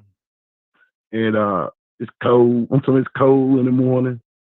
He wants to go, get ready to start a fire or whatever, get the wood, put it in the fireplace and everything. He can't light it. So all of a sudden he goes and grabs some kerosene and throw it on the wood or whatever, set a match to it and burn his hand, right? So when he burned his hand or whatever, his hand was, I'm talking about he burnt the hell out of it, man. His hand puffed up all of a sudden like damn Elephant Man or some shit. Damn. So my grandma said, come on. I'm finna carry you to, it's country, because when I say this name, It was her cousin. Her name was Cousin Sally. So she said, "We're going to Cousin Sally's house. Let's go." And you know how they say people got special gifts, and this is true story. Now you hear me? I got you. We get to her crib, we get to her house or whatever. So we in there or whatever, and my grandma sitting there, my cousin sitting there, her cousin Sally, and then my uncle right here. So she holding his hand, whatever. She talking to my grandma or whatever, and all of a sudden, pus start running out of my uncle's hand. Damn. Right, and I said about, and she kept talking to my aunt or my grandma or whatever. 5 minutes later, it looked just like he never burned his hand, man. True story right there. Come on. What did she do? What did she do first and foremost? I need to know. Hey, what they call it is talking the fire out of your hand. Did you hear what I just said? Say that again. She talked the fire out of his hand. Wow. Hold on. Hold that thought. It's true story. Spooky! Listen, I've seen it with my own eyes. She had a gift, man. And she could do a lot of stuff like that. You know, certain stuff like when you sick, all types of stuff, man. But she's dead now, man. Wow. It's crazy. I seen this with my own eyes. I was like first grade, probably about 6. And how bad was his hand again? His hand was, man, when we got to her house, his hand looked like the damn elephant man. It was, you know how it's puffy up, whatever, you know what I'm saying? Puffy after it got burned or whatever. Damn. So she was just sitting there talking to my grandma, holding his hand or whatever. Like I said, and the pus started running out, you know, his hand running out his hand or whatever. I say 5 minutes later, like I said, it looked just like nothing happened to his hand, man. You got people in the chat room saying she was a healer. Huh? People in the chat room saying she was a healer. She was, and it's called. And I saw it because I asked my grandma, you know, as I got older, what did she do? And my grandma said she taught the fire out of his hand. Wow, that's spooky. That's a good story though. Spooky. Good story. Hey, I like that one. True story. True good story. Salute. And this is, what's your name again? Derek, bro. Derek. Man, I appreciate you calling, man. Where you calling from again? Upstate New York, bro. Upstate New York. It's spooky up there. I appreciate you, but I'm from North Carolina, though, bro. No doubt. Shouts to the whole NC. My brother, thanks for calling. Hey, thanks, bro. Shout out to the Earth and China Black and the Wreck Mob. You already know. Peace to the Earth, China Black. Salute to the Wreck Mob. And y'all know the m.reck room etiquette. Pound that like button. Let's get it. Thanks for calling, fam. Appreciate it, brother. Appreciate you. Peace. You now tune in to m.reck TV. State your name, where you call it from. Keep it clean. Keep it short. Let's get spooky. Yo, it's Rambo from Waco, Texas. Rambo, you ain't playing. You call back. Let's get it. Talk to me. Man, you got a short and sweet, man. Got a short, sweet one? Let's get it. Short and sweet. Okay. Where I left off at the same house. I'm 4 years old. My mom goes to work. It's 30 minutes before my big brother gets off the bus to get from school. So I'm at home alone, you know. Remember, I'm 4 years old. So the bus pulls up. My brother gets off the bus. And we're playing in the yard. And back in the Gap, used to be like spider webs in the trees. You don't see it that much now, but back in the Gap, used to be spider webs in the trees. Anyway, we playing in the yard, playing with the ball, and the spider web started moving. So we stopped and like, what the heck is that? And the trees started shaking. This broad daylight. All of a sudden, this big spider, it's like the size of a German Shepherd. And it's a spider. It's broad daylight. It hits the ground. Hold on. Stop. I got you. Ready. Stop. You just said the spider is the size of a German Shepherd. Hold that thought. Yeah. Broad spooky! Now, this is a big motherfucking spider. I got to curse on this one. I'm sorry. Yeah. Broad daylight. Now, you talking about a full-size German Shepherd? Yeah. From Germany. So yeah, broad daylight. What you do at this point, man? I'm like a deer in the headlights, but it's a spider in the headlights. You did? So did you run? Did you talk to me? I was stuck. We started running, but when it was on his back, trying to flip over, we started running. So I'm looking at it, and it flips over, so I'm stuck now. And then my brother, he's still running. He sees me stuck, so he comes back to get me. He grabs me by the hand, and we run in the house. It's broad daylight. So we slammed the screen door, and it's just banging up against the screen door. Bang, bang. Hold on, the spider ran after y'all and then banging on the screen door? Oh no. Yeah, broad daylight. Spooky! And y'all ain't have a shotgun in there? Nah, he's 5, I'm 4. Oh, your babies. Yeah. Wow. So who was in the house? Nobody. I was at home like 30 minutes by myself because my mom had to go to work. You know, I can say that now. I ain't got to worry about the CPS. But yeah. Wow. That's crazy. So did you tell your mother this? Yeah. And what'd she say? Later on in life, we told her all these stories. I got way more stories. And later on in life, she was like, we thinking she was gonna be like, I need to put y'all in a nut house. But she was like, no. She's like, when I moved in the house, it had a horseshoe over the door. And it was so ugly, I pulled it off. Wow. And she found out that a lot of people it was like a mass murder in that actual house. Wow. And she was like, I believe y'all. You know, so we were some little screwed up little kids because of the stuff we seen. I got more to tell you, but you know, just to make it short and sweet. Peace out, Reck. Yo, Rambo, you two for two tonight. Salute, and I appreciate that, my brother. I want you to call up on the next show. More to come. My brother. Got lots more. Salute. Call up on the next show. Mute your audio. Peace. You now tuned in to mrecktv. State your name, where you call it from. Keep it clean. Keep it short. Let's get spooky. I got you. Pimp. Peace, Reck. This is Yellow Jesus. I'm in Baltimore, baby, a.k.a. Little Nineveh. How you feeling, God? I'm good, Yellow Jesus. You said pimp? Pimp. I'm the pimp god. If anybody want to know about me, they could go to thepimpgodisgood.com. That's thepimpgodisgood.com. Okay. And first of all, we're going to show some universal love. Hold on, yes, Pimp. sir. Hold on, Pimp. You ain't gonna come on my show pimping me without at least dropping me some bread, Pimp. You know what I'm saying? I'm the pimp over here. I'm the spooky pimp. You know what I'm saying? They call me Pimp you my pimp partner, no problem. And I hit you last me? time, but I didn't get in. But you know I'm going to hit you again. But I got to give some universal love to the work that you and Anina do. First of all, Reck, I've been banging with you since back in the 40s DVD days. Oh, no you doubt. Salute.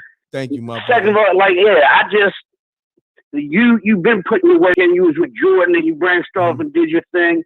And so, but I've always been listening. I just play the background because when you're knowledgeable, it's good to be in a circle of knowledge. You don't always got to participate. Sometimes it's good to just build and soak it in. Facts. So and that's appreciate what I do. You, God. And that's what I do a lot of times. So, you know, that's why I be letting the earth just build sometimes. You know what I mean? So I like how you put that. So look, this is the m.reck Spooky Hours, and I'm the spooky pimp. Spooky! Man, I need drop some ducats on me, player. Come on, what we doing, man? Send a cash app in, super chat. What we doing, pimping? I got you right now, God. I got you right now. On the way. Okay, I'm gonna put the cash app on the way. What you need? The cash app link or the PayPal link? What we doing, pimping? Pep, I'm about to cash at you right now. Okay, I'm about to put it. Give me 2.5 seconds. Okay, let's get it. That's what I'm But talking that's about, all I wanted to do was, you feel me, salute you, right? I appreciate you feel that, me? Big You're God to Pimpin'. me, man. Yellow Jesus loves you. You know, and I've been hollering at you on the email tip about promotion, and you feel me? I Yeah. got you. Hit We'll me talk up. about that behind the scenes. Yeah, hit me up, We m.reck definitely TV. gonna talk about that behind the scenes. Yeah, hit me up, m.reck TV submissions, my brother. That's what I'm All talking right. about. I know you a real pimp All because you right. getting right to the business and you getting right to that cash app.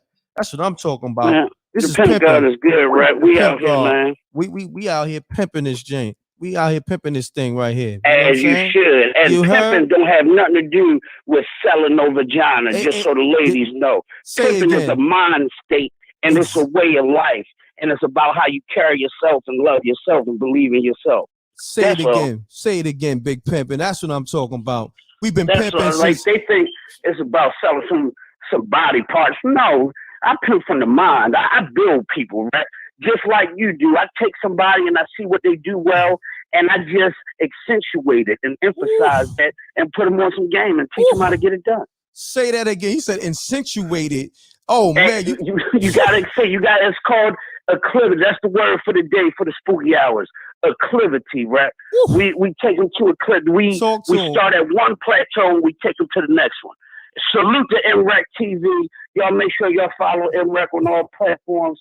I'm out here, Reck. Let the next caller in. Hold on, I Yellow said the Jesus. cash. Yellow I'm with Jesus. you. I'm with you. I got your cash app, and he ain't pump faking with his pimping either. He sent the cash app and while he talking to me. So this is big pimping here. Shouts to Yellow We got Jesus. 4 phones. My daughter got 2 phones. I got so many phones, I lose them and can't find them because I don't know where the charger is.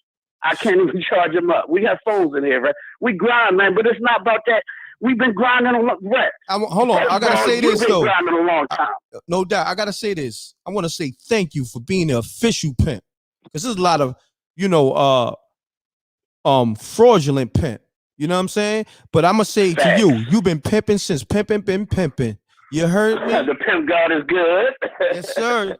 Yellow Jesus. I gotta shouts to Yellow Jesus. I gotta salute you in the chat room. I'm gonna highlight you right now. What's your let them know your IG. What's your Instagram? Y'all can find me on IG. That's at YELLA_Jesus. At YELLA_Jesus. I got a new project on all platforms. It's called The Lost Books of Yellow Jesus. It's on all platforms. And I'm a pastor. They call me Pastor Pimp. I used to be a drug dealer. I can't sell drugs no more because I got too many felonies. So I got to pimp for money and I got to preach. So every Sunday you come to the Church of Yellow Jesus. We got the illest revival. Right, you know I'm gonna send it to you because I need promotion. The illest revival 2021 starts this Sunday. Yellow Jesus loves y'all. Yo, I appreciate it. Tap in with me, m.reck TV Man, submissions. we appreciate you. I'm gonna hit you right. Go ahead, handle your business. Okay. We'll wait in the morning. No doubt, my brother. Appreciate you. All right. All right. Yo, that was an official pimp. You feel me? But ain't nobody gonna out pimp me. You know what I mean? He sent that cash app in, right? Shouts to Yellow Jesus. I've been pimping since pimping been pimping, baby. Let's get it. Oh my Peace. God. You now I tuned. got I'm sorry. Nah, it's all good. We pimping over here. What's happening? You good? What's up, m.reck? I What's listen to you all the time. Me and my girl be like on the phone, like, oh my God, it's spooky out.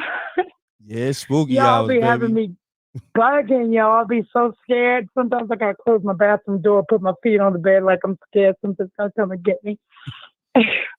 Oh my God. Okay. You all right? I got a story to tell you. Take your time. You okay? Yeah. Okay. Yeah. My Breathe name is in. Sabrina. Breathe in. Breathe out. There you go. No, I'm just playing. My name is Sabrina. Sabrina, I got what's 2 up? stories, Okay. but I'm gonna tell you the first one because Yeah, it happened tell me this the week. most spooky one. Okay. Well, they're both spooky. The longer one, spooky as hell, but this is a quick one. My father died last year, and it was March 15th. Please don't make me cry. Well, my condolences too. My condolences. Huh? You said your Thank father you. died last year, right? Yeah, March 15th last year. Oh wow. And the thing is, me and my stepmom are real close.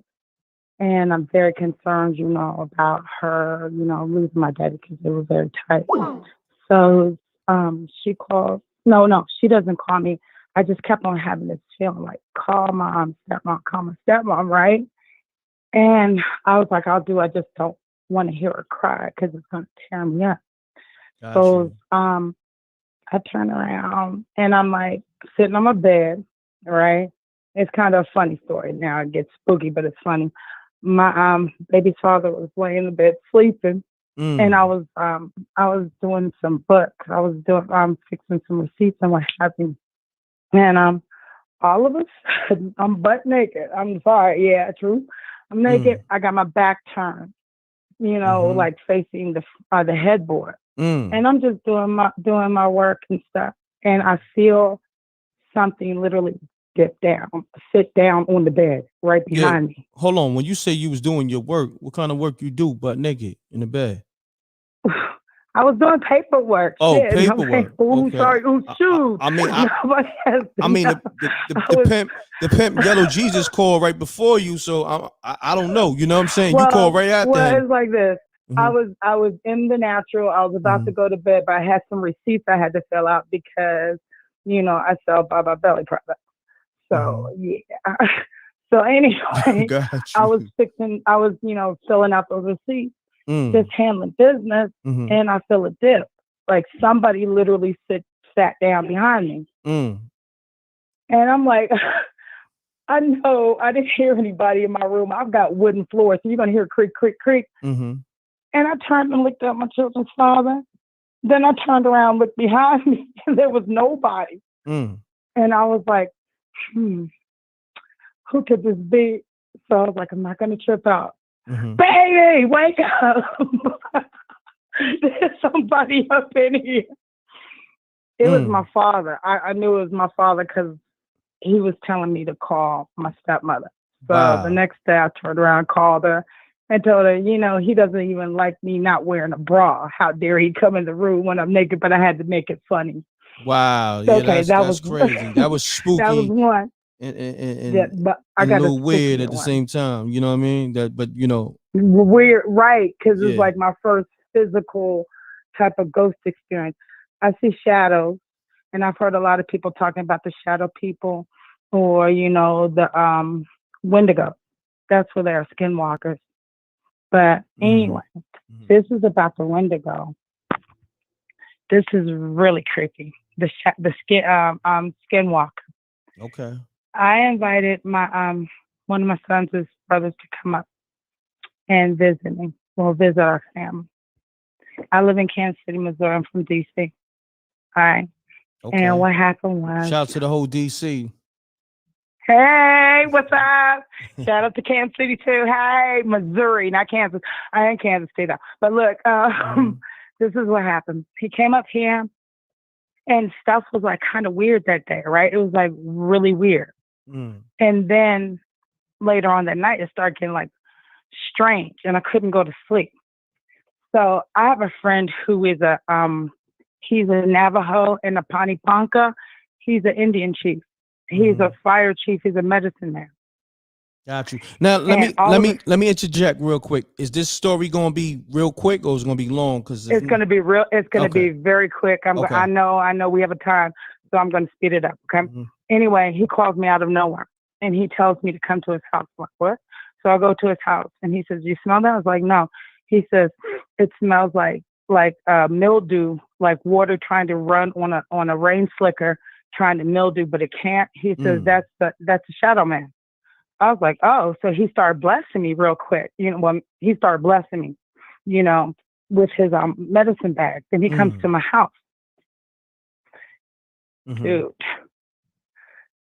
Dude, he started talking to him. Suffice to say, he's okay. Take your time. It got so crazy. Okay, that when I have 7 sons. You got 7 sons? I have 9 children. I had 2 sets of twins. Yeah, 9. Good 2 sets Lord. of twins. And 2 sets of twins? 2 sets of twins, natural. 3 of them came out Natural birth? of Oh breech. my God. Breech. Good and Lord. I'm still gangster, trust and believe. You said, and you Poppy's still gangster? Still gangster with it. You know what I'm talking about. Ooh. So anyway. I hear that. So anyway. All right, gangster. Anytime this dude would come and walk around, my children, literally from a teenagers to the baby, were walking in a cluster. They would walk towards me or towards my room.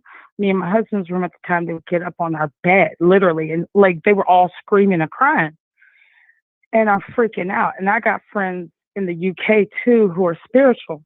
And one of my friends was like, I know what the problem is. He says, don't worry, I got you. He didn't even I didn't even explain to him. Okay. And he has a spirit guy whose name is George. Well, George happens to be the spirit of death. And I know this sounds crazy. Go and give it to me, spooky. But the thing about this is his God, if he comes around, you'll smell it. He says it's fairy floss, but it smells like grape Kool-Aid, like the powdered Kool-Aid with the sugar in it.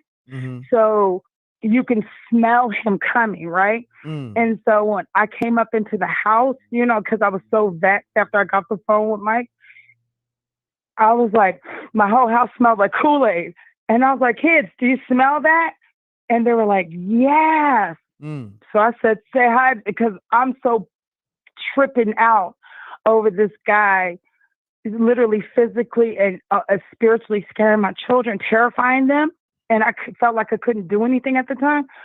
I was like, say hi to George. They knew who George was. They're like, hey, George. They got excited. I know it's the spirit of death, but they got excited, right? And homeboy, because he was like, at this time, he was just so cocky with it. He was sitting on my couch like he ran the spot. You heard? Wow. I'm like, okay. And he was like, who is George? And my youngest son, his brother, looked at him and smiled and said, he's the angel of death. And dude got up and walked out my house and sat on the porch and didn't come back into the house for the rest of the night. Crazy. Yes. So, I got mad stories, but that was just one of the many. I appreciate you calling. Thank you. Have a blessed one. Have a blessed one.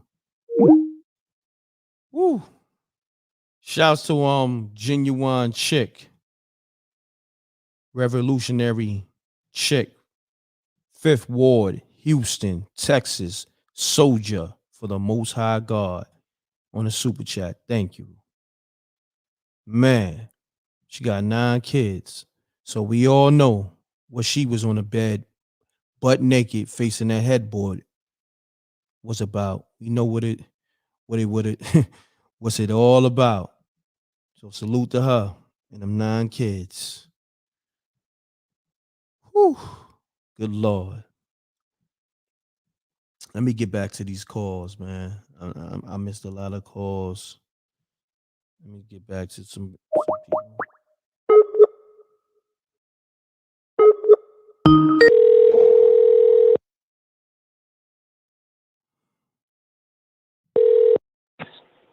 Hello, what's up, m.reck? What's happening with you, fam? Salute. What's up? I just listened a while ago. Yeah, you called the show, right? Yeah, I had a call. Okay. This is Carlos. I'm in truck. Oh, you in the truck? Yeah. Okay, hit that air horn for me. Salute to all my truckers. You know we can't get through the spooky hours without saluting the truckers. I appreciate you. So what's going on, fam? You got a story for us? Oh, yeah, I got a story, but right now I'm in the mountain. I'm trying to get out these dang mountains. Ooh. I might be on flat ground in a little bit, but I'm going to try. If I go out, just, I'm just in the mountain. Yeah, it's all good. But, if you can, okay. give me a short and quick story real quick. Oh, yeah, of course. Let me see, let me think.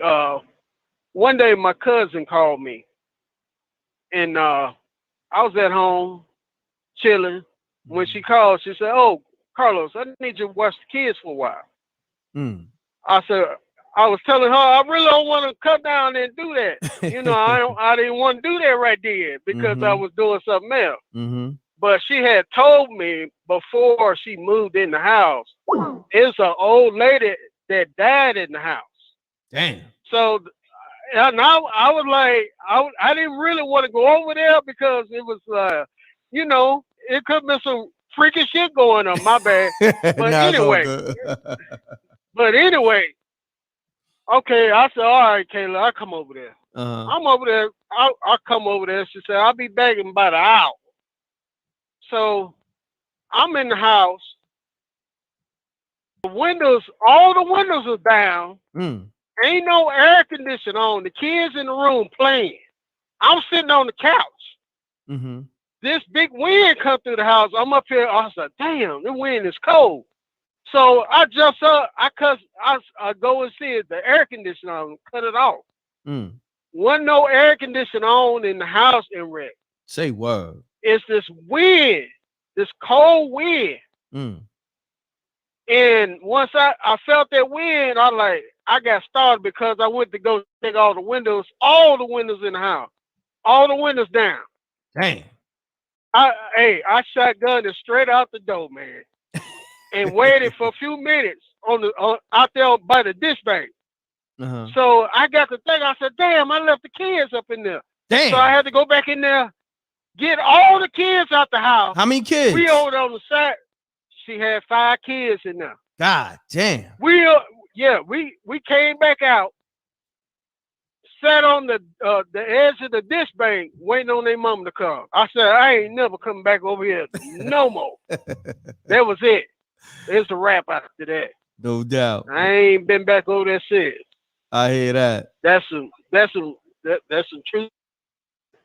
But that's what happened. I appreciate you calling, Carlos, man. Much love, man. Be safe on that road. Hit them air horns for me again, family. Salute, right now, salute to all of my truckers. Seattle, Washington. You in Seattle, It Washington? Oh, damn. He was in the mountains. Salute to Carlos. Yeah, I'm in the mountain. All right, my brother. Thanks for calling. All right. Peace. Later. Salute to all my truckers. Peace. Yo, Red. What's happening? Pound that like button, y'all. Y'all know the m.reck room etiquette. State your name, where you calling from. Keep it clean, keep it short. Let's get spooky. Rambo, Waco, Texas. Rambo ain't playing. You call back, huh? Rambo, you might as well. Man, Let's get it. Am I the first one to get the Triple Crown on the m.reck Spooky Show? 3 calls in one night. I don't know. You might be. Is that the Triple Crown? I don't know. You might be the first one. I don't know, but shit, I hope you never so, know. but I got one short and sweet, man. Let's get it. Let's get it, Rambo. Let's get it. All right, man. So it's just the best of both worlds, the dream world and the real world. Anyway, make a long story short, I'm dreaming. No, matter of fact, and my man Malcolm, he did 3 last week, but he did 3 back to back. So I don't know. Yeah. Matter of fact, you might be the first who called 3 different times. You might have been the first who called 3 different times. But continue on. My bad. Let's get it. That's what's up, man. That's what's up. Anyway, man, I'm dreaming. This is the dream part of it. I'm dreaming, and I'm leaving the earth. I do this thing, what they call a remote viewing. So I'm remote viewing, and I'm leaving the earth to go to this spot that I picked out. Wow. And I get caught up in this web. I get caught up in this web of energy. It looks like a spider web. It's, blue energy. And I could see everybody that I know caught in this web. And it shocks the hell out of you. Then you wake up. So I wake up, I go, use the restroom, go back to sleep. I'm in the same dream. Same thing. I get caught in the web. I can't remote view. Wake back up, go use the restroom, wake back up again, get caught in the web again. This time I'm like, the hell with this web.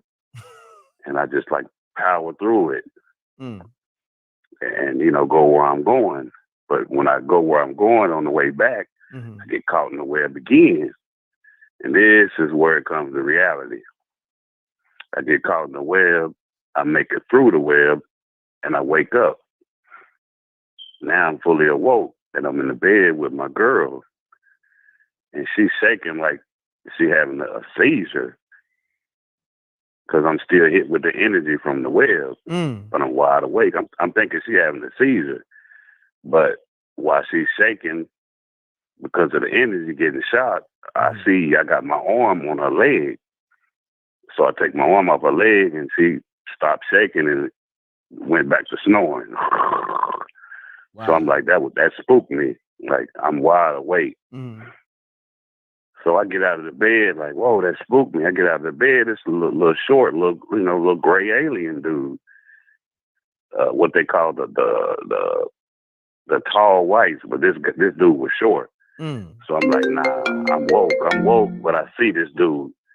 So I'm like, I'm not even gonna pay for him. I'm not even gonna pay attention to him. So I walk by him, and it's this taller dude. He's taller than me. Same thing, gray-haired, woolly-haired, pale, white, skinny dude. So I'm like, man, am I asleep? I can't be asleep. So I walk past them dudes. I go in the restroom, take me a leak. Don't y'all be making no bladder jokes. But before I come back in the room, I'm like, I'm wide awake. So I cut the light on in the room to make sure and all that stuff was gone. And that's about it. Wow. So y'all tell me what y'all think, and I'm out. I appreciate you, Rambo. All right?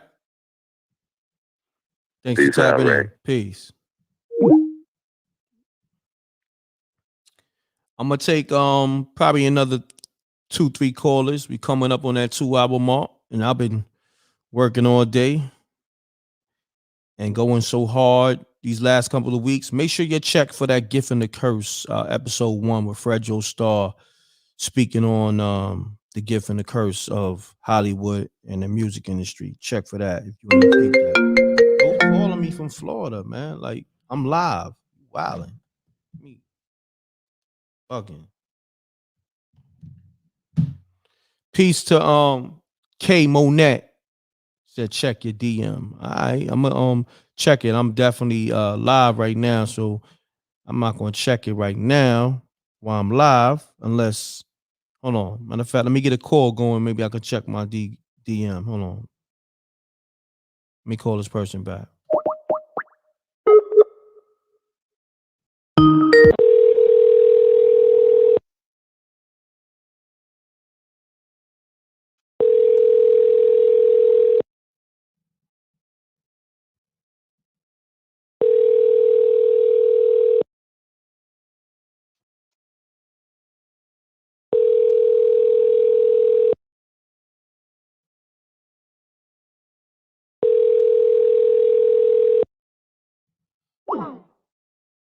Yeah, I called that person back. 626-499. I called you back. So let me see. Somebody left a voicemail.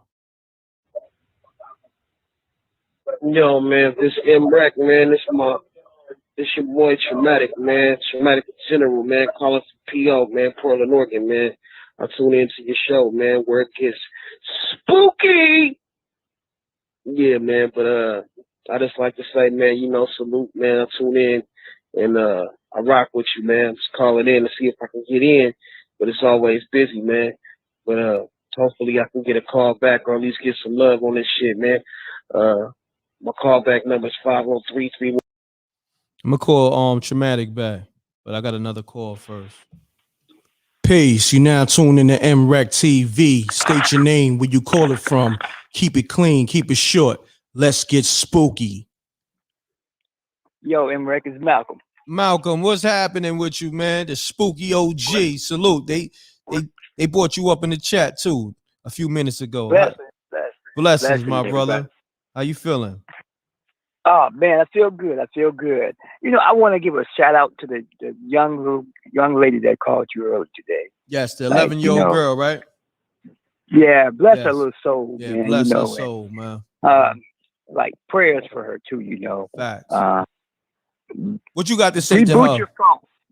She needs to delete her phone, remove every app off of her phone. Because maybe, you know how the young kids like to, be with their devices, and you never know what what app she came across. You never know if there's something portering through her life at nighttime, whispering in her ear, following her.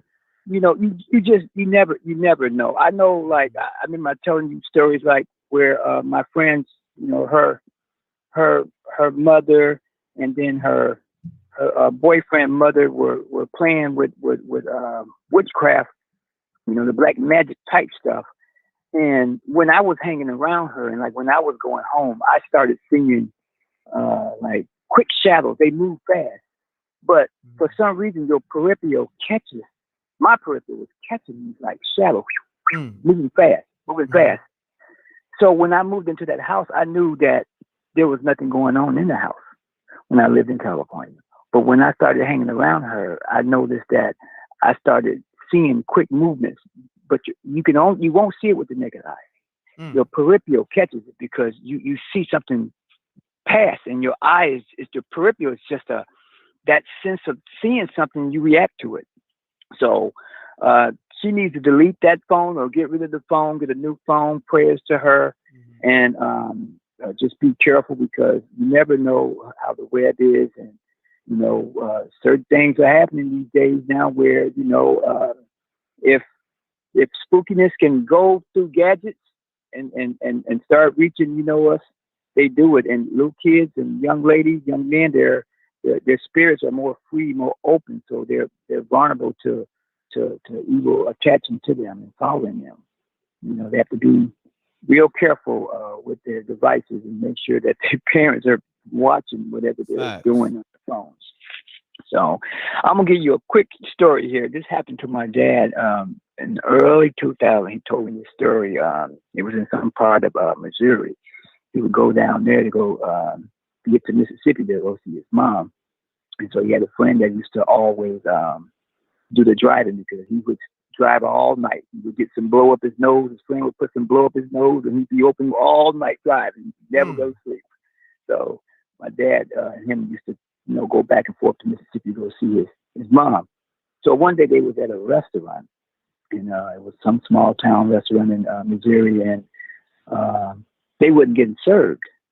They wasn't getting served at all. So this restaurant they was in, they was only serving white people.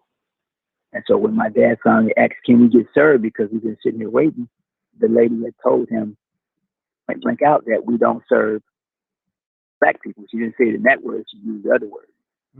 And we don't serve niggas. Exactly. Gotcha. And then there was about 4 or 5 white guys sitting at the table, and they said that we're gonna have us a hanging tonight. And one of the guys said, I'm gonna put them in my backyard with the rest of those black people I killed, just like that. So my dad told his buddy, let's go. His buddy's like, no, I want to eat. And he said, no, let's go now. So they get in the van, because they had a Dodge Caravan at that time, and they leave. As they on the road driving, my dad said, before they knew it, a truck started following them on the highway. Yet it got so close, it started ramming his bumper from behind. So my dad told his friend to speed up, and his friend was scared to speed up because he didn't know how to react to the situation that was about to happen. So the truck kept ramming them and bumping them, and got beside them on the driver's side. And the guys that was at that restaurant kept yelling out, "We gonna kill y'all! Y'all gonna be in our backyard!" And my dad friend was like real frantic, like he was scared. He said he was scared. He don't know what to do. My dad told him to, drive faster, put your feet on the gas and drive. He was so scared. And as they were going, I don't know what the speed limit got up on the speed got up on the van, where the truck just kept ramming them. I think they got rammed about at least 3 or 4 times. Dang. My dad told his friend, because his friend said, "We're gonna die." And he told his friend, "You're gonna die, not me." So my dad told him to roll his window down. And my dad, he's just, if anybody knows Mississippi, going back and forth from Mississippi to going up north, you want to carry you a piece with you, because you never know when you get to some of those towns, man, you come across some real racism. That's a fact. You just never know, especially at nighttime. So once the van got up on the driver's side again, My dad had told me to roll the window down. And my dad told me he took his gun. I think it was a 38 special. He said he spit out every fire round of that gun that could spit out. Fire would Hold come out that thought. Hold that thought.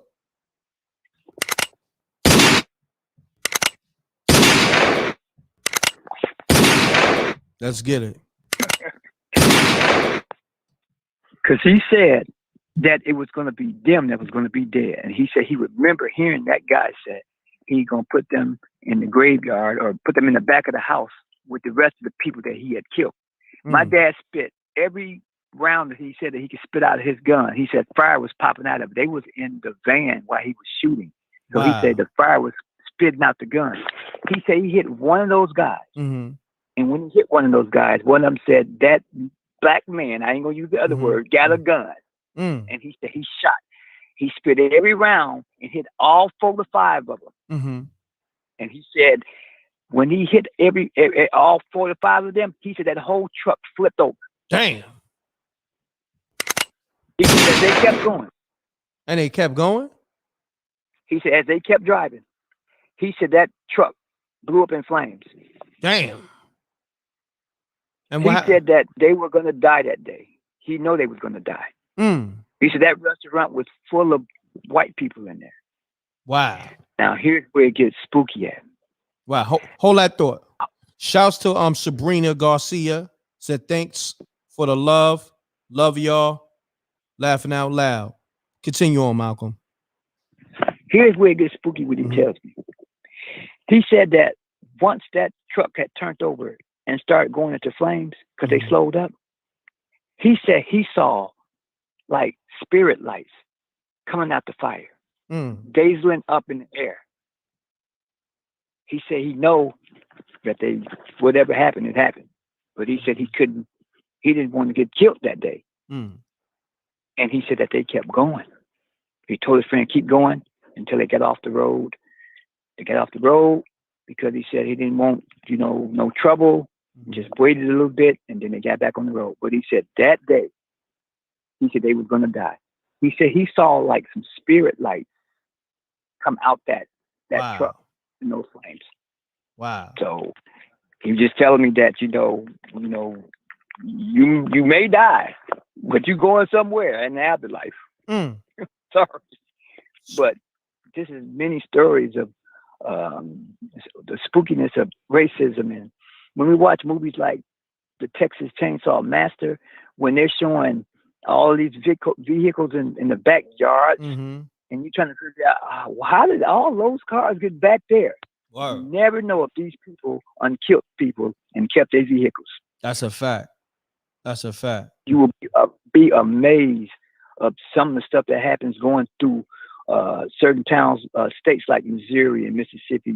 Stories that you wouldn't even know about because they'd never told on the news. Only the townsmen people know these stories, and they get spookier and spookier. But racism and spirit lights was saw that day with my dad, and he said he wasn't trying to die. He was not going to die. He was not going to die. So, and there was somebody. Salute to your dad, though. Salute to your pops. Yeah. I'm popping that pistol off. Blowing that hammer. Blowing that hammer and flipping that truck over, and it bursting into flames and sending the ass to hell. You heard? You heard with that racist shit. You heard? Busting that hammer, letting them know. You feel me? He had busting on them devils, literally. Yeah. You heard me? Yeah, it was horrible, man, horrible. And this is just tons of his stories that he untold me with the racisms and the things down there that happened that he saw with his own eyes. He's a fair, light-skinned person. And he was looked at the wrong way. So there was one more person on there they was talking about their I believe their brother had passed, and they felt like that relative was coming back. They come back. They always come back. It's, for some reason they come back. Some people come back because there was things that they didn't settle. They didn't settle with themselves, or they want to make amends with somebody, or there's a message that they want to give. And so they keep coming back because they're trying to either give a message or some of them just can't move on. And you have to pray and bless them where they need to go. That's a fact. Shouts to Chrissy from the Bronx with the super chat. Salute, Spooky Pimp m.reck. Salute, appreciate you. You know what I mean? Malcolm, continue on, my brother. Yeah, so that young little girl, I'm sending prayers to her. Yes. Everybody pray for her because, I'm praying for you her know, too. you can hear her story, the details of how she's explaining it. And I'm glad the parents let her get on the phone and explain it in her way of what she felt like, what she was going through, because you could just hear it, you know. And for a child to be attacked like that, you know, it's horrible because, you know, one day she'll be telling the same story, but maybe one day in her mature mind, she will give probably more details that she probably just can't be explained to us besides what she said to us. Facts. So, prayers to her. Prayers No to doubt. her. Much prayers to Malcolm, man. I appreciate you always coming through. You the spooky OG, spooky hours OG. And yo, you have a great night, man. I'm gonna end the show on that note. It wasn't much trolls tonight, so this is a great night when I can end the show off with a Malcolm story on Spooky Hours. So I appreciate you, my brother. You have a great night. Appreciate you too. Blessings, everybody. All right, blessings. Peace. Man, so that's Spooky Hours. Matter of fact, it's still 756 people in here. So and it's getting more people late, you know, the later the show goes on, the more people rocking out. So what y'all want me to do? Y'all want me to stay up, take some more calls? Let me know. It's 1:00 right now, too. Right at 1:00. Let me know. Listen, pound that like button. Get those likes up. Let me see how many likes I got. It's 600 likes. Give me some more likes. Let me see. Let me know if y'all wanted more calls. Okay. I see somebody said more calls. Some will work. I work for the people. Keep going. Jay-Z voice. Another 30 minutes. Some of y'all must be at work too. I see a lot of y'all be passing the time at work listening to Spooky Hours. I ain't gonna front. And a lot of y'all don't send in no cash apps. You know what I'm saying? Y'all think you're slick. Y'all passing that time, listen to m.reck. You know, I got the callers calling up, and y'all ain't send nothing in.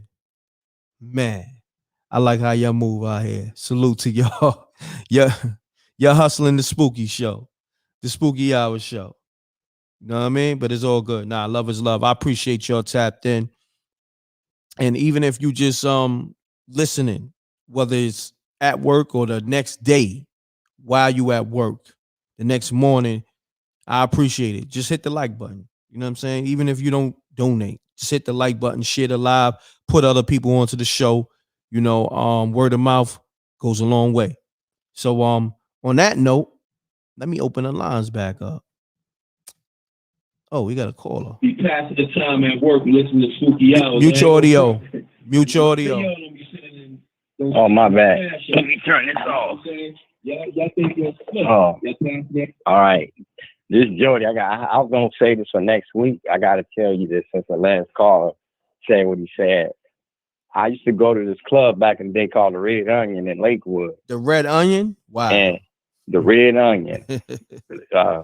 They had one on Wilshire and they had one in Lakewood. Pound that like button, So y'all. Let's get these. Hold on one second. Let's get these likes up. I'm going past 1:00. It's past 2 hours. Let's get it. I'm putting in extra work. So let me see these likes get up. Let me know if you really appreciate me, you know, putting in this extra work for y'all. Let's get it. Yeah, so this is Jody again from LBC. So anyway, shouts to I used Jody. to go to Red Onion. I used to go to Red Onion Sunday, Wednesday, Friday, and Saturday. So I was with a buddy of mine. And we used to go party, kick it all the time. And so he had met this girl. And he asked this girl for her phone number. He was dancing with her all night. He was dancing with this girl all night, off and on for like 6 months. So one day she said, "Can you take me home?" So he was going up Willow, and the Signal Hill is a cemetery right there on Willow. So he said, "Where you want me to drop you off at?" She said, "I stay right there." He said, "Where?" She said, "Let me out right here." And she climbed the wall and went into the cemetery. So what he did, the next day he called the number she gave him, and the grandmother answered the phone, and he asked for Teresa. He said, "Can I speak to Teresa?" And the grandmother said, "Who is this? Stop playing games with me." He said, "Can I speak to Teresa? She gave me a number a day ago." And she started crying. She said, "Teresa got killed, hit by a car 10 years ago." What? So he had picked up a ghost. Yes. True story. Yes. Hold that thought. Spooky! Continue on. He picked up a ghost, man. And a year later, my old bishop, he passed away a couple of years ago, shared the same story from his co-worker. The same girl was at the same spot for years. And like my brother, he's a bishop in Florida. Sometimes when people die, say if they're in the midst of a fight or shootout, they don't know that they dead because they die instantly, like in a car accident or airplane, because your body dies, but your spirit lives on somewhere else. So I just wanted to share that. Hold that thought. Shouts to Tell the World Podcast on the super chat. But yeah, you just dropped a gem. And shouts to everybody on the super chat and the cash apps. Since I, decided to go another couple of minutes, just sending that bread in. I appreciate that. Shouts to wake up, guys. Our DNA is unlocking. Salute. So I'm gonna just say MAAT because I don't want to mispronounce. Oh man, you're showing that love. Hold on 1 second. Shouts to Dispatcher 92. Hold on, let me pardon self, fam. I'm trying to get to all the people that's showing the love, and shout out to who else? Chrissy from the Bronx again. And everybody in the super chat. Man, I appreciate all the love. And let them know who you be again, family. My name is Jody from LBC, Long Beach, Cali, by way of Chicago. I just want to call in every week because I have a lot. I grew up, a unique life, living with sickle cell. And like I said earlier. Oh, you I'm got sickle cell, my brother? Yes, sir. Wow. Born and raised with sickle cell. I have 11 brothers and sisters. Bless you, my brother. Bless you, man. And I'm thankful, man, because remember I told you my wife had passed when I last called. Yeah, man. And this is another story, and I'm a do this last one. My wife passed away 8 years ago. Hold on 1 second. Hold on, Jody. Hold on 1 second. Sorry. Shouts to Sharice SR. Thank you for blessing us with this show. Keep doing what you're doing. Peace. Thank you. You're welcome. Shouts to Sharice. And real quick, shouts to PJ Allen. Rock on, wreck. You already know. Salute, family. Continue on, Jody. Sorry about that. I gotta get to my peoples. Yeah. Sorry. No, I understand. I understand. This year be 8 years of my wife passing. May. She died 2 days for her birthday. Wow. My condolences. This year. So I moved here. I was here by myself. It was around 5:00 p.m. I was cooking dinner. Everybody else was gone. It's just me and my 2 daughters. And I had just bought a brand new couch. So I said, I'm going to go watch the game. And when I went in there and I sat on the couch, all of a sudden I smelled some perfume. Smelled really good. And it was the same perfume my wife used to wear. And when I sat down on the couch, I felt her presence right next to me. Wow. And I felt somebody literally put their arms around me. And it was like they were comforting me. Because when she passed, it kind of shook my whole world. Wow. And before she died, she told me that she will always be around for me and my 2 daughters. Wow. That's cool. So, and I want to ask you, do you have Zelle or how could I cash app you? Oh yeah. mrecktv. I'm about to put it in the chat room. It's all in the chat room, but I'm gonna put it again. It's $mrecktv. You know what I'm saying? Okay. I'm putting it in the chat room right now. I'm And gonna I could highlight it. Hold I that. could do the Zelle, do it from the Zelle. Oh, Zelle. I don't have Zelle. I got Venmo. I could probably get Zelle. You know what I'm saying? But you know what? Yeah. You got PayPal? Oh, you don't have that. No, I just use Zelle. I Zelle. get there in seconds. Okay. You know what you do? Let me take your math. You know what? This what you do. Once you email me and we'll figure out the Zelle. m.reck TV promo. All right, at Gmail. Okay. I appreciate that, Jody. m.reck TV All right, promo at I'm gonna call gmail.com. in next week too. I'm the one that hung out with Tone Loc. Remember, with the Oh story yeah, and everything. dope. That was dope too. I remember that. That's And I'll dope. tell y'all about that later. No doubt. I appreciate you, Jody. All right, y'all have a blessed night, man. Keep doing your thing. I love the show. Much love. Much love. Thank you. Peace. Peace. Let me get to everybody too on the super chats. Shouts to everybody with the love, man. There's a lot of love. Shouts to Serafina, I believe, with the super sticker. Thank you. Shouts to Dispatcher 92, m.reck TV, fire lit. Shots. Hit the like button. Love. Appreciate you, love. Man, it's showing so much love, man. Shouts to everybody in the Cash App, PayPal. Pound that like button. We still got over 700 people in the building. Still a lot of people calling. I got some missed calls. I'm about to call them back. Let's get it.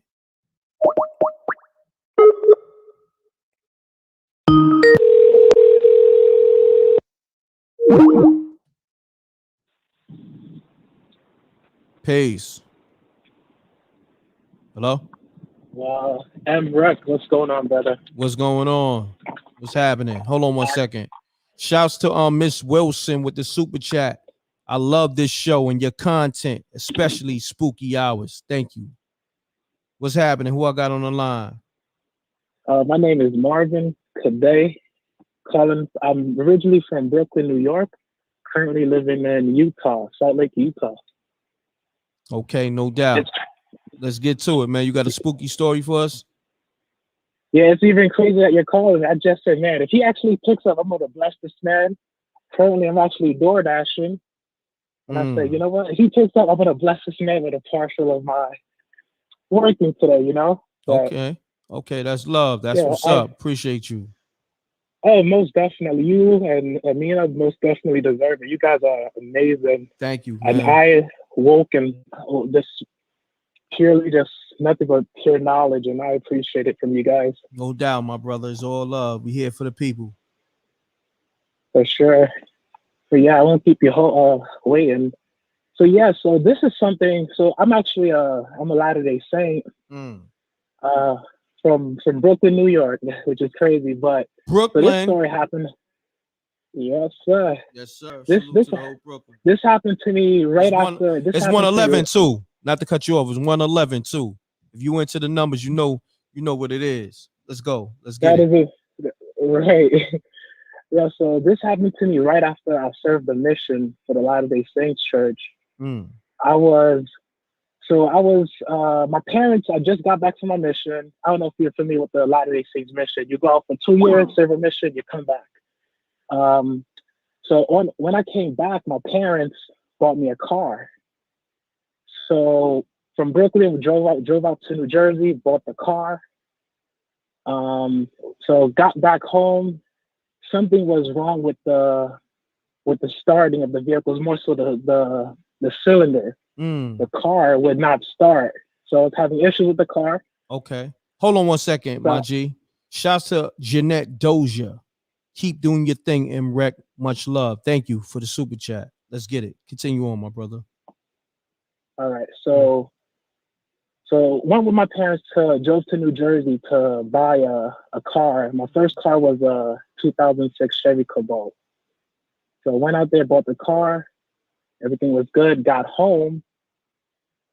As soon as I got home, the car was having issues starting up. So called the dealership where I bought the car from. Say, hey, just for the vehicle from you guys, the car's having issues, what's going on? They say, hey, don't worry about it. Come all the way back to Jersey. We got you. We're going to fix the vehicle for you. So I said, all right, no problem. So drove all the way out to New Jersey. I was super, super tired. So early in the morning. I didn't get a lot of sleep that morning. So I got to Jersey, went to the mechanics. They fixed the car. I was there for almost, because I was driving actually was living in Pennsylvania at that time. I drove it was about a 2-hour drive. So drove there, waited there for about 8 hours for them to fix the car because I can't go anywhere. I just have to wait. So I waited there 8 hours, fixed the car, awesome, and then started driving back. So started driving back. On the road, I fell asleep. Fell asleep while driving. Now here's where it gets not even spooky, but more so spiritual. Soon as I fell asleep, like God be my witness, I was driving, only person in the car, somebody in the passenger side woke me up. This is now, I'm driving, not tonight. I'm driving. So somebody pushed me. Was you by yourself? I was by myself. I was by myself. Somebody, like the push, as if someone was in the car and I'm by myself. Someone pushed me, jerked me. Me not thinking about it. Like I said, I just fell asleep while driving. I woke up, turned around to the passenger side, not knowing I even fell asleep. Like, just not thinking. Then I'm holding the wheel. Then I look straight. I was half an inch from an 18-wheeler. Woo! Wow. So basically, you was able to swerve out the way just in the nick of time. Nick of time is not even a word. There's no explanation. It's like it wasn't my time to go. But wow, that's crazy. So man, so like I said, I turned around, I stopped, pulled over to the gas station, went got a drink. Like, oh my goodness, what just happened? Tried going back to start up the car wouldn't even start up. Wow. Ended up calling a locksmith. Locksmith came, tried to get the car. We thought there was something wrong with, like I said, with the cylinder, with the ignition cylinder for the car. Ended up being nothing. The locksmith couldn't even fix it. Just so happened, I said it was a Chevy Cobalt. Just so happened, I pulled over across the street from the Chevy dealership. Next day, ended up just bringing the car, got fixed, and yeah, so that's my story. Pretty much, how I feel is that everyone, especially if you're living spiritually, right? Everyone has their angels. Everyone has their guardians protecting them. And this was 10 years ago for me. That was divine intervention. Man, it sure was. It wasn't my time to go because I truly believe if God knows if let's say. I shouldn't be here talking to you right now. It wasn't your time, and you probably saved somebody else's life. You know what I mean? You don't even know it. You understand what I'm saying? So I tell people, man, it's what you put in the universe, and the universe is going to respond. You know what I mean? It's like a boomerang. So you might have saved somebody else's life, whether it was words of encouragement, or you might have, helped somebody get off, a ledge. You know what I'm saying? So, it wasn't your time. So you got blessed in the situation because you blessed somebody else. So most definitely, that's one thing. That's one universal law. I'm trying to live by. What you put out is what you get back. That's a fact. You're right. That's a fact. A lot of people don't even understand it. You know what I'm saying? That's why the secret to life, for sure. I put a lot of good out just cause I don't even look for nothing back, but I just be putting out good. You know what I'm saying? And right. And I'm blessed by the universe. You heard? That's how it goes. For sure. So on that note, shouts to Marla Bowser working at the hospital. Thanks for helping me pass the time. Salute. Appreciate you, Queen. Salute to you on the super chat. Thank you. So on that note, good story. I'm glad you still here with us because if that didn't happen to you, you wouldn't be on this line right now talking to me, telling your story. You know what I'm For saying? sure, exactly. It was something I always wanted to tell. You know, a lot of people, you know, things like this, even the stories that everyone call in and tell, people kind of take it as baloney, you know, as BS. This person is crazy. What people can't explain, they explain it as crazy because they can't, you know, it just doesn't make sense to them, you know? Let me tell you That's something. one thing I always learned. Let me tell you something. Like, if you're not learning every day, you ain't living life. Life is all about living off experience. And the world, just think about the world, the universe, right? Think about how deep it is, right? Like, if you look at different pictures of the universe, it resembles a lot of your body parts. You know what I'm saying? Right. Like just put in the Google search and put in the universe, and you're gonna see different pictures, and you're gonna see symbols of the universe or pictures that resemble your body parts, your eyes. It's crazy. And it's so deep Right. that it really is. It's mind blowing. I'm telling you, it's mind blowing. And a lot of people, they don't really tap into that. You know what I'm saying? That's why I really, I'm locked in with the universe. I'm trying to be one with the universe, because your body and the universe is almost like of the same mass. You know, when you think about it, the earth is what, 70% water, right? Pretty much, and the rest mass. Right. Same thing's your body. You know what I'm saying? It's ill. Right. That's why I really listen, man. Become one with the universe, and you're gonna master the universe. You know what I mean? You become the sole controller. And this is a fact. Right. This is a real fact. talk. Yep. It takes a spiritual mind to understand spiritual things. Exactly. And that's what you gotta do. Yep. Exactly. Yep. So on that note, once you get more in tune with the universe, you can master it. You know what I'm saying? And the universe is going to respond to everything that you're putting out. And I tell people it's always good to put good out more so than negativity, man. Try to be just positive. Even when negativity come your way, just be positive. Just get away from it. You know what I mean? So don't feed into Right, exactly. the negativity. So on that note, thanks for calling up, my brother. Appreciate you. Oh, thank you as well. Thank You're you so much, brother. I appreciate you. Thank you, man, and God bless. Thank you. God bless. Salute. Yeah, on that note, man, I'm about to study the universe. When I wake back up, I'm gonna get some rest, and I'm gonna tap in with this universe. The universe is deep, man. This universe got so much going on you can't even fathom. Peace. You now tuned in with m.reck.tv. State your name, where you Hey, calling from. m.reck. Hey, what's up? Hey, this is Shima calling from Memphis. How you doing? Shima, what's going on? Shouts to the whole Memphis. Hey, so I was calling about there's a phenomenon of little green men, and I've heard of this twice. The first time I heard of little green men was my grandmother. They said people in my family said a long time ago. My grandmother was playing by this. We had an evergreen tree, like it looks like a Christmas tree in our family yard, and said there was a little green man when she was younger, and she encountered the little green man, and she ain't been right ever since. Like she had not been diagnosed with like bipolar or none of that. It's just she just ain't been right ever since. Been on medication since she was like in her 30s.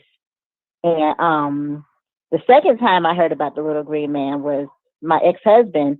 He's from Bangladesh, and his aunt, they said when she was younger, she was taking a walk and she encountered a little green man up under a tree. And ever since she encountered the little green man, that she been like low key evil, like doing spells on people, saying stuff like doing things like, I think there's a way that they said that they can use the Quran to do black magic spells on people and stuff like that.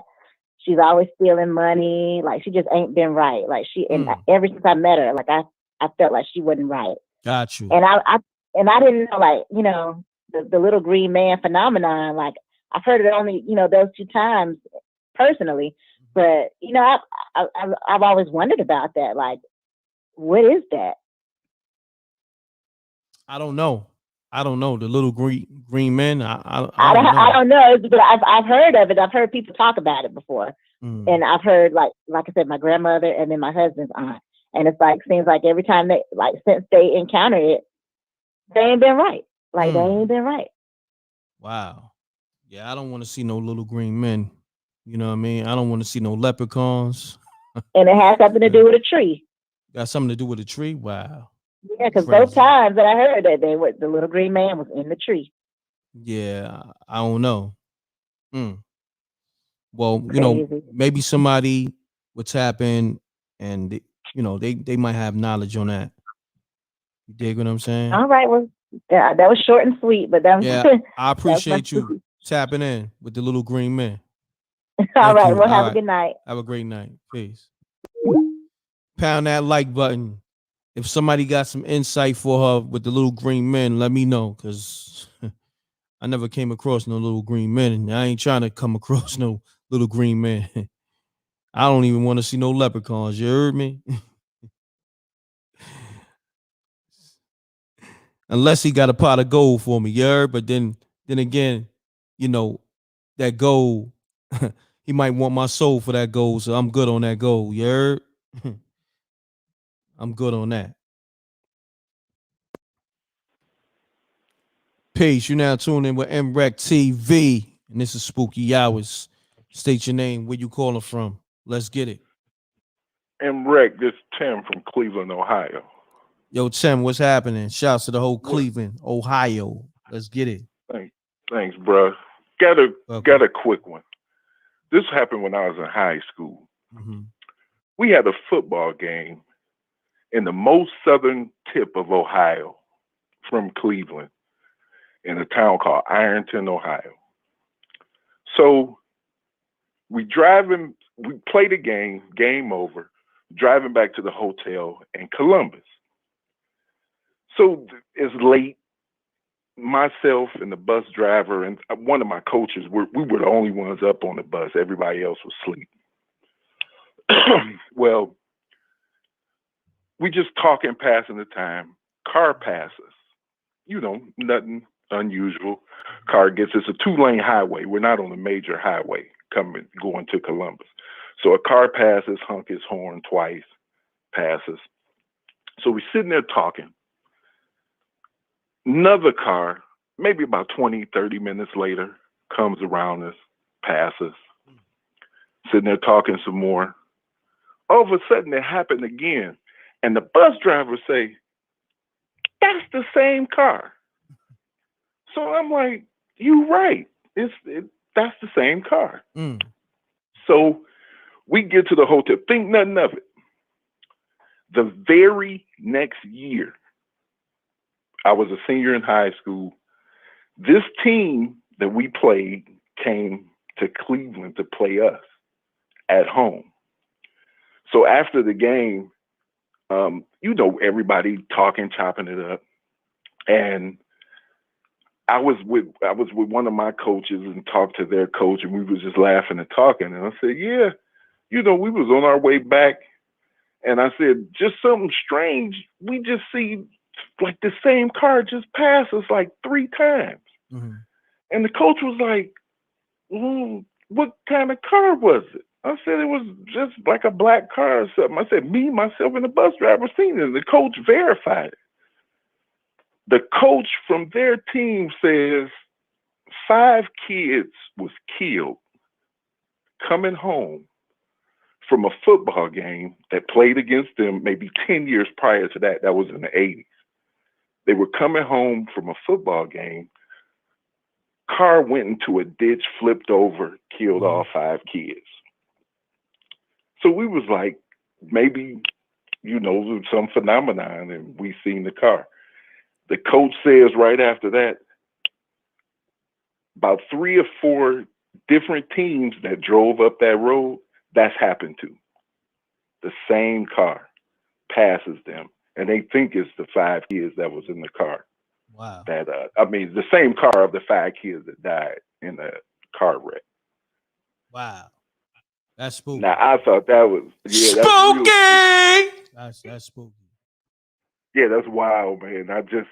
It's crazy, and I'm a believer in the afterlife and everything, but crazy when I think about it. And I've told this story to several people, and they say, yeah, it could happen. But I thought it's just a great story and kind of spooky to me when I think about it. Definitely is. All right, man. You have a good night. Have a great one. I appreciate it. No problem. All right, peace. Shouts to Kate Monette. I just answered your email. And hit up m.reck.tv submissions for the promo rates. But a matter of fact, hold on. I'm gonna send your email. I'm gonna forward it to the right email. Okay, I got you. So we good. Part and self. Sorry about that, yo. I'm looking at the DM. I'm looking at the emails. I'm taking calls. I'm multitasking right now. Peace. You're now tuning in. Oh, yo. I got him. What's good, m.reck? What's going on? Who this? This is Lee from Roxbury, 02119, baby, Boston. Lee, what's happening? Shouts to the whole Boston. Talk to me. Everybody's calling up with these ghost and goblin stories. I got a real story, man. Okay. You know what I'm saying? It's gonna be short and sweet. Short and sweet. Me and my wife listen to you every week, man. All right. Salute your to you and your wife, channel's man. coming up. I appreciate it, man. What's that? Thank you. I said salute to you and your wife. Salute. Yes, sir. Yes, sir. So, all right. So, me and my 2 guys, we're chilling. We're hanging out. We go to chill out at this girl's crib. She has a runaway there. You know what I'm saying? Oh, as a disclaimer, this is like over 10 years ago, all right? Says she got a runaway there? So, wow. She got a runaway, a young girl there. You know what I'm saying? Gotcha. You know how it goes. Gotcha. So we're chilling, sit down, just relaxing.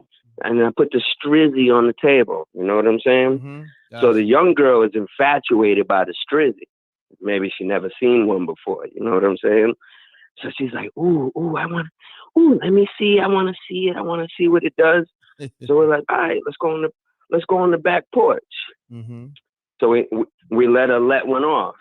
Oh, wow. Okay. Yeah, Ow. So she's supposed to just let it off and, everything's cool. Mm-hmm. But she lets it off, and after she lets it off, she screams. Now, I'm like, yo. This is the runaway chick? The runaway screams. Okay. Right? Wow. And we're on the back porch. We're outside. Mm-hmm. So people hear the shot, then they hear the scream. Mm. You know what I'm saying? So the girl that has the runaway there, she's ratching on the girl. Yo, what the fuck? I mean, what the F you do that for? What the F? So she kicks her out the house. Damn. This is a real spooky story. This is a real spooky story. So she kicks her out the house. Boom, boom. We're chilling. Next thing you know, boom, boom, boom, boom, boom. Knocking on the door. Boston police. Damn. Open up the door. Okay? Spooky! All right? So we're like, oh, shoot. Grab the strizzy. Like, oh, shoot. You know how it goes. Oh, shit. What are we going to do? Where are we going to put it? So the girl has a big-ass iguana cage with mulch in it. So I'm like, let's put it in the mulch. Boom, boom. Cover it up with the mulch. Put the iguana on top of the strizzy. Oh, say right? Word. Y'all niggas is foul. Niggas put the iguana on top of the striznat. On top of it. Okay? Crazy. Popo comes in. Uh-oh. Let's Boom. get it. What's going on? We heard somebody. No, we don't know what you're talking about. What? No. Everything's good. Mm-hmm. Looking around. The cop walks up to the iguana cage. Say nice and slow. Everything's quiet. Okay? The cop looks at the iguana cage. He's looking in the cage. I'm watching him look in the cage. You know what I'm saying? He's looking at the iguana like a movie. He turns towards me. He's looking at the iguana, then he turns towards me. He looks right at me. He goes, nice iguana. Spooky, right? I feel like it sounds crazy. I feel like he knew or something. Like it was just spooky. You know what I'm saying? Like he was an angel or something. Like just letting me off this one time. You know what I mean? So basically, they walk away. He letting you know, I see the gun under the iguana. Basically, like y'all ain't slick. Yo, that's what I'm saying. Does he not want to do the paperwork? I don't know. You know what I'm saying? But he looks at the iguana, he looks at me, and he says, nice iguana. Wow. Yeah, spooky! That's definitely That's spooky. it, man. That's a spooky story. Spooky! Man. No doubt. That's right. Yeah, I appreciate you, fam. That was entertaining. All right. All right. Salute to the homie with the niggas put the scrap under the iguana. Wow. I thought he was gonna say the iguana hit the trigger and blew his body apart. Like I thought he was gonna say something crazy like that. That would have been crazy. If he would have said the iguana shot himself, I probably would have cried like literally, like that would have been crazy. If he would have said the iguana got shot, the iguana was in the house strapped with the strizzy.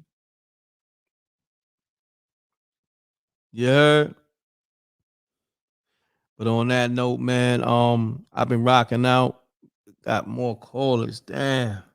It's still 700 people in the room. That means you're up with me, rocking. Let's get it. Peace. You now tuned in to m.reck TV. State your name, where you call it from. Keep it clean, keep it short. Let's get spooky. Hi, this is Nevis calling from Georgia. What's happening with you, fam? Your phone sound like you far away. You got me on speaker? Yeah, let me take a call. How about now? You good? Yeah, you sound good. You sound good now. You sound much better now. That's your dog barking, or that's somebody else's dog? Oh yeah, that's my dog, but it got something to do with the story. Oh word! Wow. I haven't heard anybody talk about any animals, and you know how they can sense like paranormal and stuff like that, right? That's a fact. I'm outside. That's why he barking. Nah, it's all good. What kind of dog you got? He like a black and white pit, about 90 pounds. Oh, okay. Salute. Let's get it. All right, so let me check. So check this out. I'm gonna set the scene for you. Like I got a big backyard. Like half of it is woody, half of it is clear. So in the woody area, it's like pitch black. And so over on the side, it's a little bit of light because it's a road on the side. So it's a little bit of light over there. So one night, you know, it's late night. I'm out, you know, with Bob Marley. I'm outside. The dog is just like running back and forth on the side of the yard. Come on, King, quiet. The dog is running back and forth over the side of the yard. Like, you know, like how a little kid running and getting chased and they just running back and forth like they playing or whatever. So he running back and forth. And I'm sitting there smoking or whatever. And, you know, he had been doing this for a minute. And finally, I just kind of took notice to it. And I'm like, you know, the blunt kicking in. And I'm sitting there like, I wonder if he could see something that I can't see. And so I just start playing around. I'm like, yo, if it's somebody out there, call my dog to you. Like, well, before that, I skipped a part. Before that, what I'm thinking, he might see something. He came and stood by me. He just came and stood next to me, but he was staring back over to where he had been running and playing at. And I'm just sitting there like, okay, I'm like messing with him. Like, did you see something? Who over there? What you doing? Why you over there playing? You know, I'm just messing around. And I was like, if it's something over there, call my dog to you. And then it was like a beat, like a moment, like boom. and the dog went over there. Say what? And like somebody called him, like it was just enough time for somebody to say, "Come here, boy," or something like that. You know, he went over there, he stopped, and then he turned around and looked at me like, I'm standing right here by him, and I was like, okay, you good. Mm-hmm. I ain't gonna play around with that. I believe you. And like I ain't never do that again because I was like, okay, it's real. Like whatever's out there was out there. And where you calling from? And where you calling from? Calling from Georgia. Georgia's hella spooky. What part of Georgia? It's like South Atlanta. Got you, South Atlanta. Got you, man. I'm that's listening spooky. in, bro. This is my third time checking you out. I'm loving the show. Thank you. Keep it up, man. Thank you, bro. So if this your third time, so this is like, I'm gonna say, you kind of new to the channel. Yeah, then. I'm kind of new. Nah, that's love, man. I appreciate you tapping. And I usually don't catch it right on time, but I caught maybe the last 30 minutes or so. Gotcha. I got to make sure I got my notifications turned on. I subscribed and everything. That's love. That's what I'm talking about. That's live shit right there. You know what I mean? When you tap into something you like, you subscribe, you hit the bell. That's love. I appreciate you, family. What's your name again? My name is Nevis, Neves. Salute, man. Salute to Nevis, man. Thanks for calling, my brother. Salute to you too, man. All right. Peace. All right, spooky. You already know. Spooky! Peace. You now tuned in to m.reck TV. State your name, where you call it from. Keep it clean, keep it short. Let's get spooky. Yo, m.reck, this is Malcolm calling me in one more time. Malcolm, what's happening with you, good brother? Check it out. I'm gonna give you this story here. This happened during my high school year. So I had a football game that evening, but I went over to this girl house first, and now I'm just starting to get into my dibbling and dabbling out there. So it was like maybe a second or third experience, just being with a you was female during high school. You was doing your numbers out there, you know what I mean? Yeah, okay. Yeah. So you was knocking them down. You was busting some drawers. You was busting them drawers. I was trying. I was trying, but this door was hard to get into. Oh, so, okay. She's playing hard to get. Okay, one of those. Okay. Well, I wish she was just a virgin. Oh, she was a virgin. Okay. Yeah. I So it understand. was hard that day. So while I'm over her house and that was happening, she heard the door open and she said it's her dad. I ran quickly down in the basement. When I got down to the basement, somewhere by the washer and dryer, there was a bunch of clothes just piled up. Remember, I go up on the clothes. See, when I went down in the basement, I saw those piled of clothes right away because her dad came home fast in that door, but I got down in that basement in time. But when I saw those piles of clothes right there, I knew I could hide up under those clothes. I put all those clothes on my body and I covered myself just enough for my eye to peek.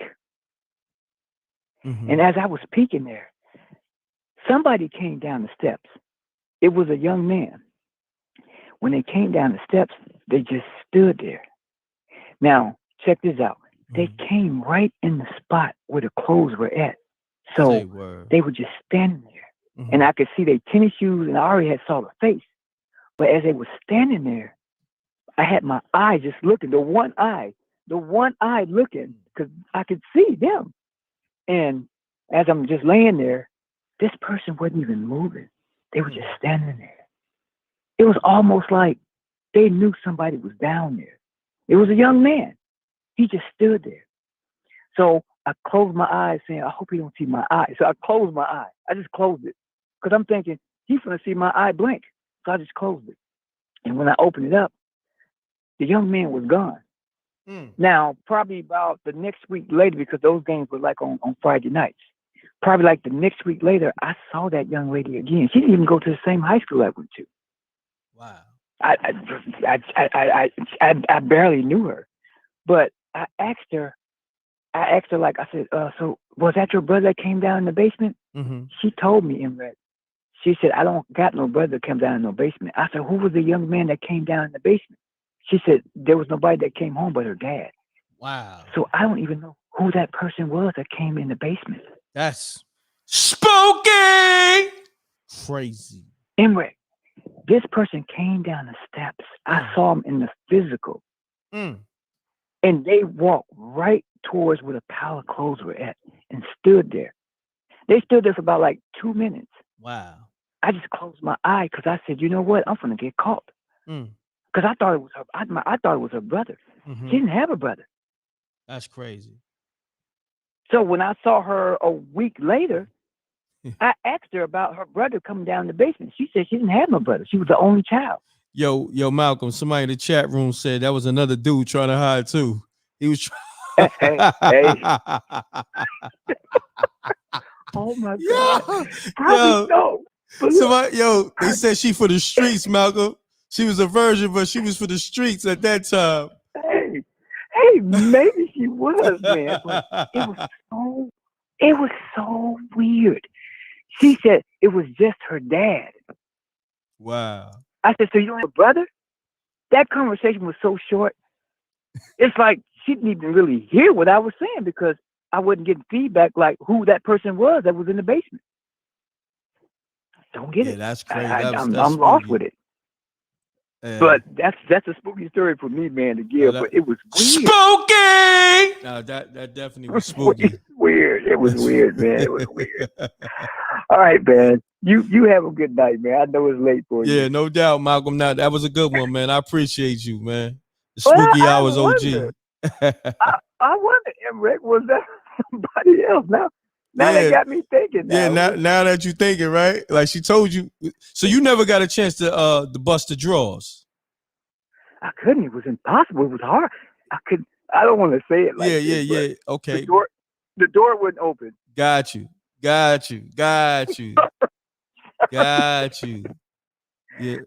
I almost broke the key, man. I'm sorry, guys. Just a little joke. Maybe you and old boy who was down in the basement had the same issue. You know what I'm saying? It was so weird. Who was this dude, man? Who was he? He looked like he was about maybe 15 or 16. It just was weird. I remember a red shirt and a do-rag on his head. I don't know. Yeah. But I thought I was busted. I said, her brother's gonna kick my behind. It was like almost like this person knew I was in the basement, the way he came down in the basement. It was weird. They owned the whole building. I think both of y'all was hiding from the pops. You know what I'm saying? Hey, man, probably so. Maybe he didn't leave yet. Maybe he didn't leave yet. Oh, man. Okay, m.reck. That's my story. Nah, yo, Malcolm, great story as always. I'm just kidding, man. Yeah. All right. Peace. Somebody in the chat room said that was me.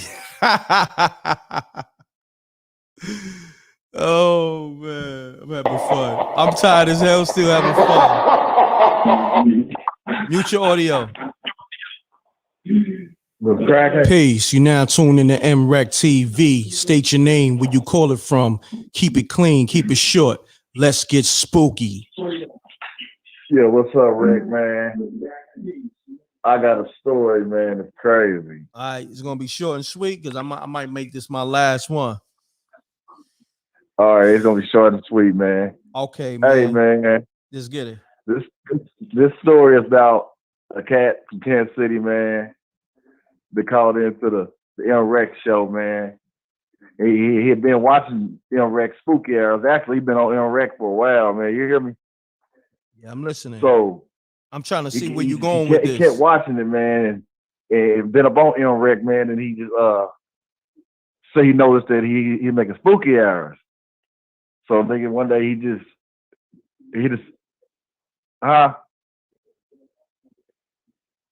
you there, m.reck?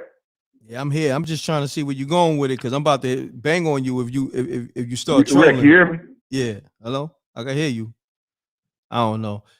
Son's story sounded a little shaky anyway. Peace. You now tune in to m.reck.tv. State your name, where you call it from. Keep it clean, keep it short. Let's get spooky. Yo, it's Rambo from Waco, Texas. Rambo, call back. It's the 4th time. Let's get it, Rambo. I'm gonna end the show with you. That's what's up, man. Short and quick, man. It's for the Latino and the blacks and the mixed relationships. You know what I'm saying? Mm-hmm. It's about some Mexican voodoo or whatever you want to call it. Anyway. Got you. Hold on one second. Hold on one second. Shouts to Shaw J with the $15 super chat. Yeah. Appreciate you. All right, this is more like a story and a question for my Latinos and Spanish people. Okay. Interracial couples or whatever. Well, I was in an interracial relationship, and me and my girl broke up, and we had a relapse where we ended up hooking up. We went to the club, kicked it or whatever, and this is where it gets weird. We come from the club, we pull in the backyard, we coming up the steps, fixing to go in the house, open the door up, we come in the house, we going at it. I black out. I wake up, laying on the bed. She's sitting on the bed, Indian style, looking like a cat. So I'm like, whoa, what just happened? So I jump up, go to the restroom, and my junk is on hot link. You know what I mean by hot link? When you boil a hot link. Got you. Yeah, so my junk is on hot link. So I'm like, man, that she, gave me something or whatever. Mm-hmm. But it wasn't nothing like that. So anyway, to make a long story short, interracial relationship. I met her through my black homie, and he's in the same kind of relationship. But at the time, I was new to it. So we barbecuing or whatever, and my homeboy, he would always put his hand to his mouth like he got some dust in it. And he would look at me and go, and everybody would bust out laughing. So I'm like, what the heck are they talking about? You know what I'm saying? He calls himself a Blaxican because he's familiar with the culture or whatever. Mm-hmm. And like I said, I'm a rookie to it. And this went on a couple of months. Every time we, go to the function, he put his hands together and go, and everybody bust out laughing. So I'm like, finally, like, man, what's going on, man? Like, why are you ridiculing me? What's with the He was like, man, I'm going to tell you, Rambo. He was like, man, your girl put a curse on you. And I'm like, a curse? Like, what's that? And he was like, man, she put a curse on you. He was like, my girl said her aunt, they was gossiping, girl talk or whatever, and they was gossiping, and she slipped and told her aunt. And her aunt told my girl, and she wanted me to tell you, her aunt wanted to talk to you so she could take the curse off of you. So I'm like, okay. So, I go talk to her aunt. I'm not a fluid. I don't speak Spanish fluid or whatever, but I go to her aunt and she's like, whatever. And she takes the curse off of me. But this is what the curse was. We break up, and my dating life, it's off the chain. It's off the charts. I'm going on dates every other night. But when it's time to do the biz, something would click in my head like, I gotta go home. And I go home and go to sleep. Every time I would go on a date, when it got to the intimate part, it's like programming. I would be like, I gotta go, and I go home and go to sleep. And I just want to ask my Latino people about that. I know it's true because it happened to me. And peace out, Reck. Yeah, she had that voodoo box. Yeah. You wasn't supposed to get that. You never smashed, right?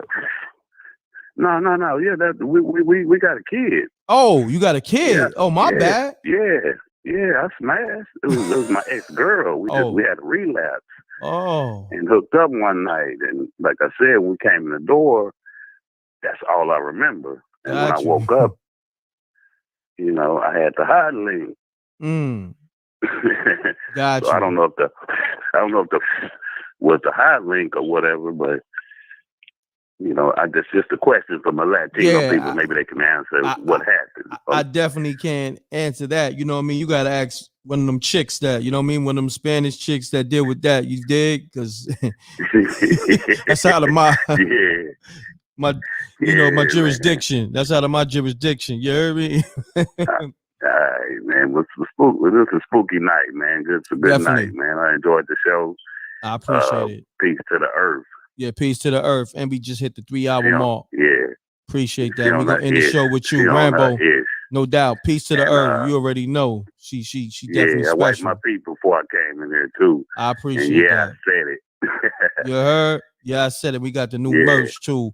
Go get that Spooky Hours merch on teesprings.com/mrecktv.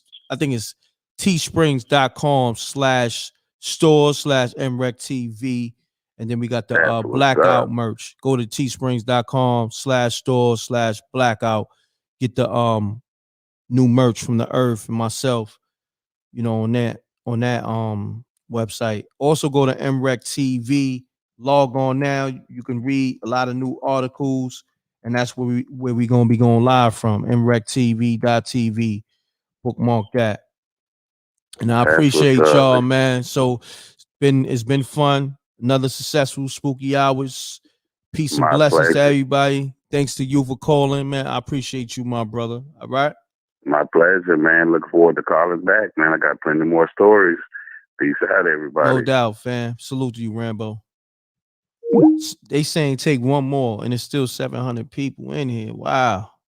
Thank you. A lot of people love the live. A lot of people love the Spooky Hours tonight. Spooky Hours 17. Crazy, right? We up to 17. That fast.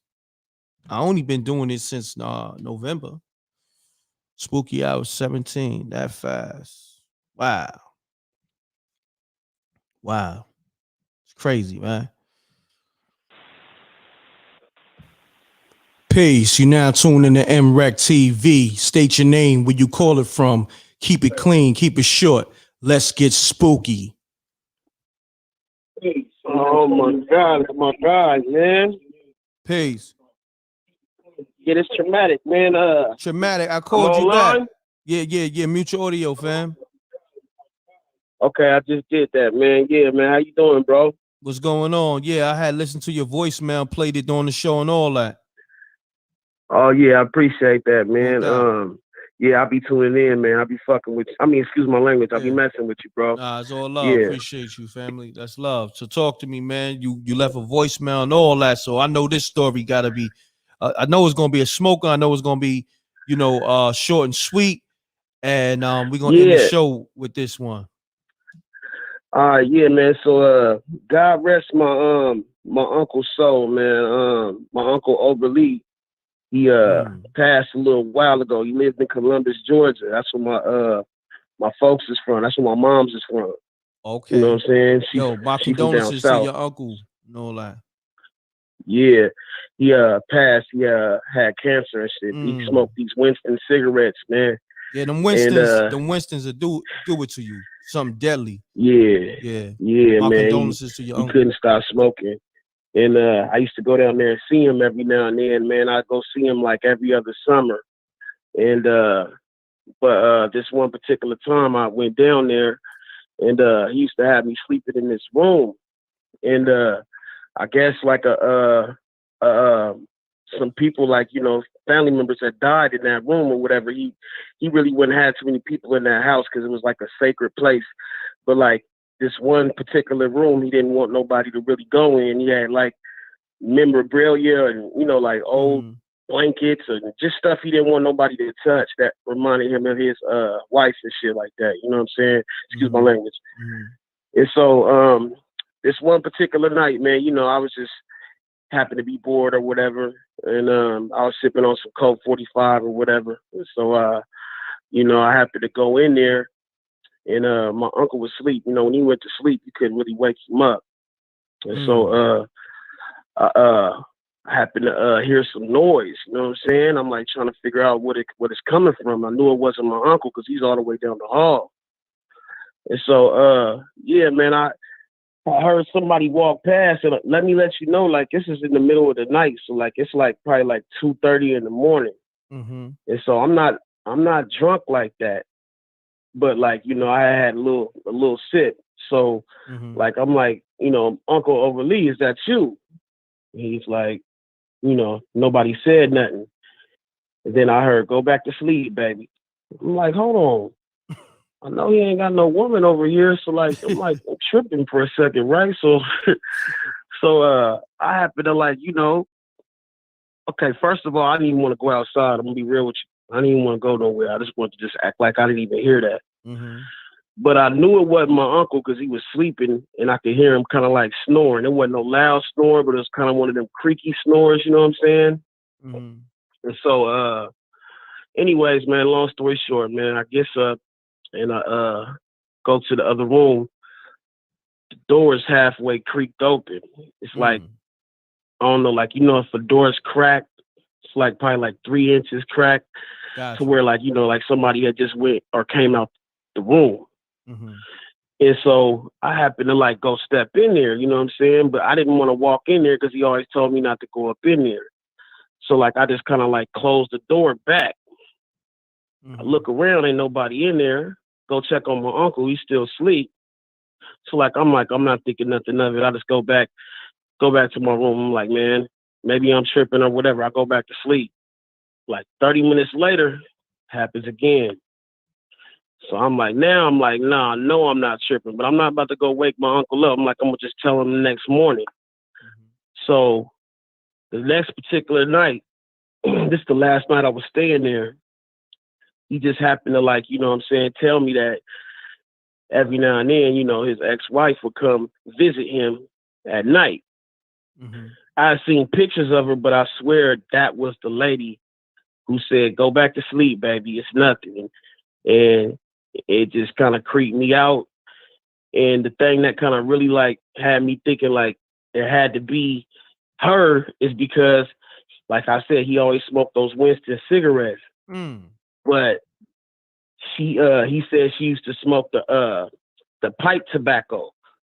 And I could tell the difference between pipe tobacco and the Winston cigarettes, man. I swear when she walked by, when I heard that voice, I could smell the pipe tobacco. And so like, yeah, man, that was just something that was real kind of spooky, man. And just kind of like crept and stayed with me, man. So I had other stories too, man, but that was just one that particular one, man. So every time I smell a Winston cigarette or some pipe tobacco, it takes me back. You know what I'm saying? So that shit was just kind of spooky, man. So got you. It definitely was spooky. I appreciate you gotta give me a gunshot too, man. Say no more. I got you, family. Salute. Appreciate you. Yeah, I rock with you though, man. I rock with you too, my brother. Thank you. Y'all can get them Spooky Hour shirts right now, man. The link is in the chat room, teesprings.com/store/mrecktv. Got all flavors and colors in the Spooky Hours t-shirts. All right? Appreciate y'all. Thank you, my brother. For sure. Salute. Salute. Let me take that off the screen. Y'all know where to get it at. That's the link. And it's, you know, go to the stores, all types of mugs, all that, you know, do your thing, man. Appreciate y'all, man. We got 666 in the room. Pound that like button. Shouts to E Block 22 NJ. Was they mad that you was late for the interview earlier, m.reck? Nah, you know what's so crazy? You know, we wound up rescheduling, not because of me, because of them. They wasn't even ready yet. How crazy is that? I could have been still rocking, you know, on that other live. But it's cool because that live wound up doing like 10K, you know what I'm saying, a few hours. So, you know, the live I did on Cassidy versus Hitman Holla, you know what I mean? But I appreciate you, E Block. I see you in tune. I think you said something earlier too. I meant to respond to it. But you know, I'll be trying to get to everybody, these phone calls, everybody. But yeah, on that note, I'm gonna end the show. Appreciate y'all. Another 3-hour show.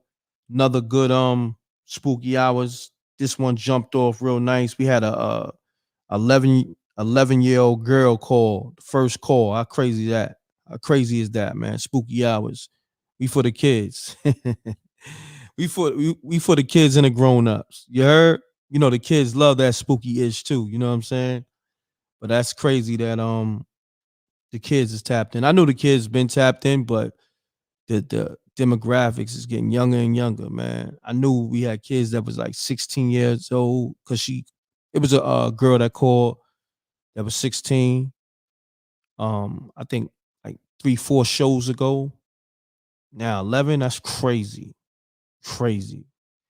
Salute, man. Salute to everybody. You know, of course, 7-7 all day, but you know, it was 666 and alive. And you know what I mean? It is what it is. On that note, I appreciate everybody tapping in with me. Thank you. Much love. Shouts to everybody on the super chat. Shouts to everybody on the cash apps. Shouts to everybody tuned in and that was tuned in, that's still tuned in. Shouts to everybody that listened to this at work. Shouts to all the truckers.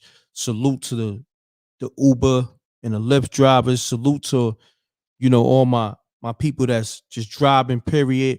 Salute to my people that's taking the train, the bus. Salute to everybody. Just salute to good people. Salute to everybody. You know what I mean? We appreciate y'all. I appreciate y'all. Salute to the Wreck Mob. Salute to the Herb. Salute to China Black. And on that note, double deuces and bubble gooses. I'm gone, man. Thank you. And tune in next week for Spooky Hours 18. Go watch that Gift and the Curse. You know what I mean? Fredro Starr speaking on the Gift and the Curse in Hollywood and the music industry. Go check that out. Episode 1. That's another show on mrecktv. And you know, I'm gonna hit y'all with different shows, man. We got Spooky Hours, we got the Gift and the Curse, we got what's the other one? I know I got 4 shows, but we got the Blackout show, we got the backstories. So, you know, I'm running this thing like a network, y'all. You know what I mean? So on that note, I'm gone, man.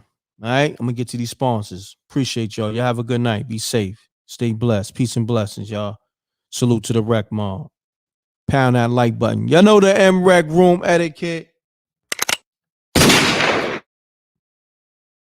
Gone. Let me take all this off the screen, y'all. Let me take all this off the screen. Boom. Let me get to the commercial. Fin Credit Solutions, the one-stop shop to solving your credit problems. An important message from Youth Fountain Laboratory, makers of VasoFlux and VasoFlux for Men. If you're over the age of 35 and over the years you've eaten pizza, dairy foods, deli meats, or meats with fat, you are likely to have some degree of plaque buildup in your veins and arteries. This increases your risk of suffering a stroke or heart attack exponentially, and no one wants such a catastrophic event to occur. Introducing Blackout. Blackout is made of all natural ingredients proven to help dissolve clots in the blood, remove calcium deposits and plaque from the walls of veins and arteries, improve viscosity of the blood, improve elasticity of the veins and arteries, treat varicose veins, and prevent the reoccurrence of plaque buildup. For more information, visit Youth Fountain Laboratory at youthfountainlab.com or call 1-800-853-7856. And remember, to help unclog veins and arteries, get the plaque out.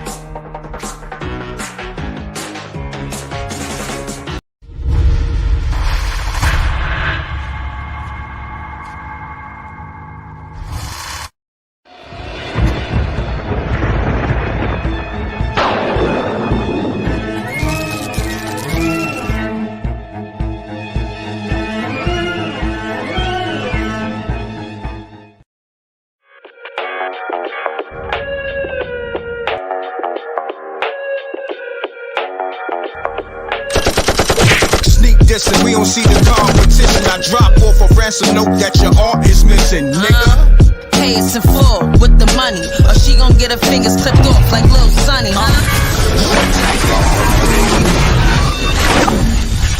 m.reck TV. mrecktv.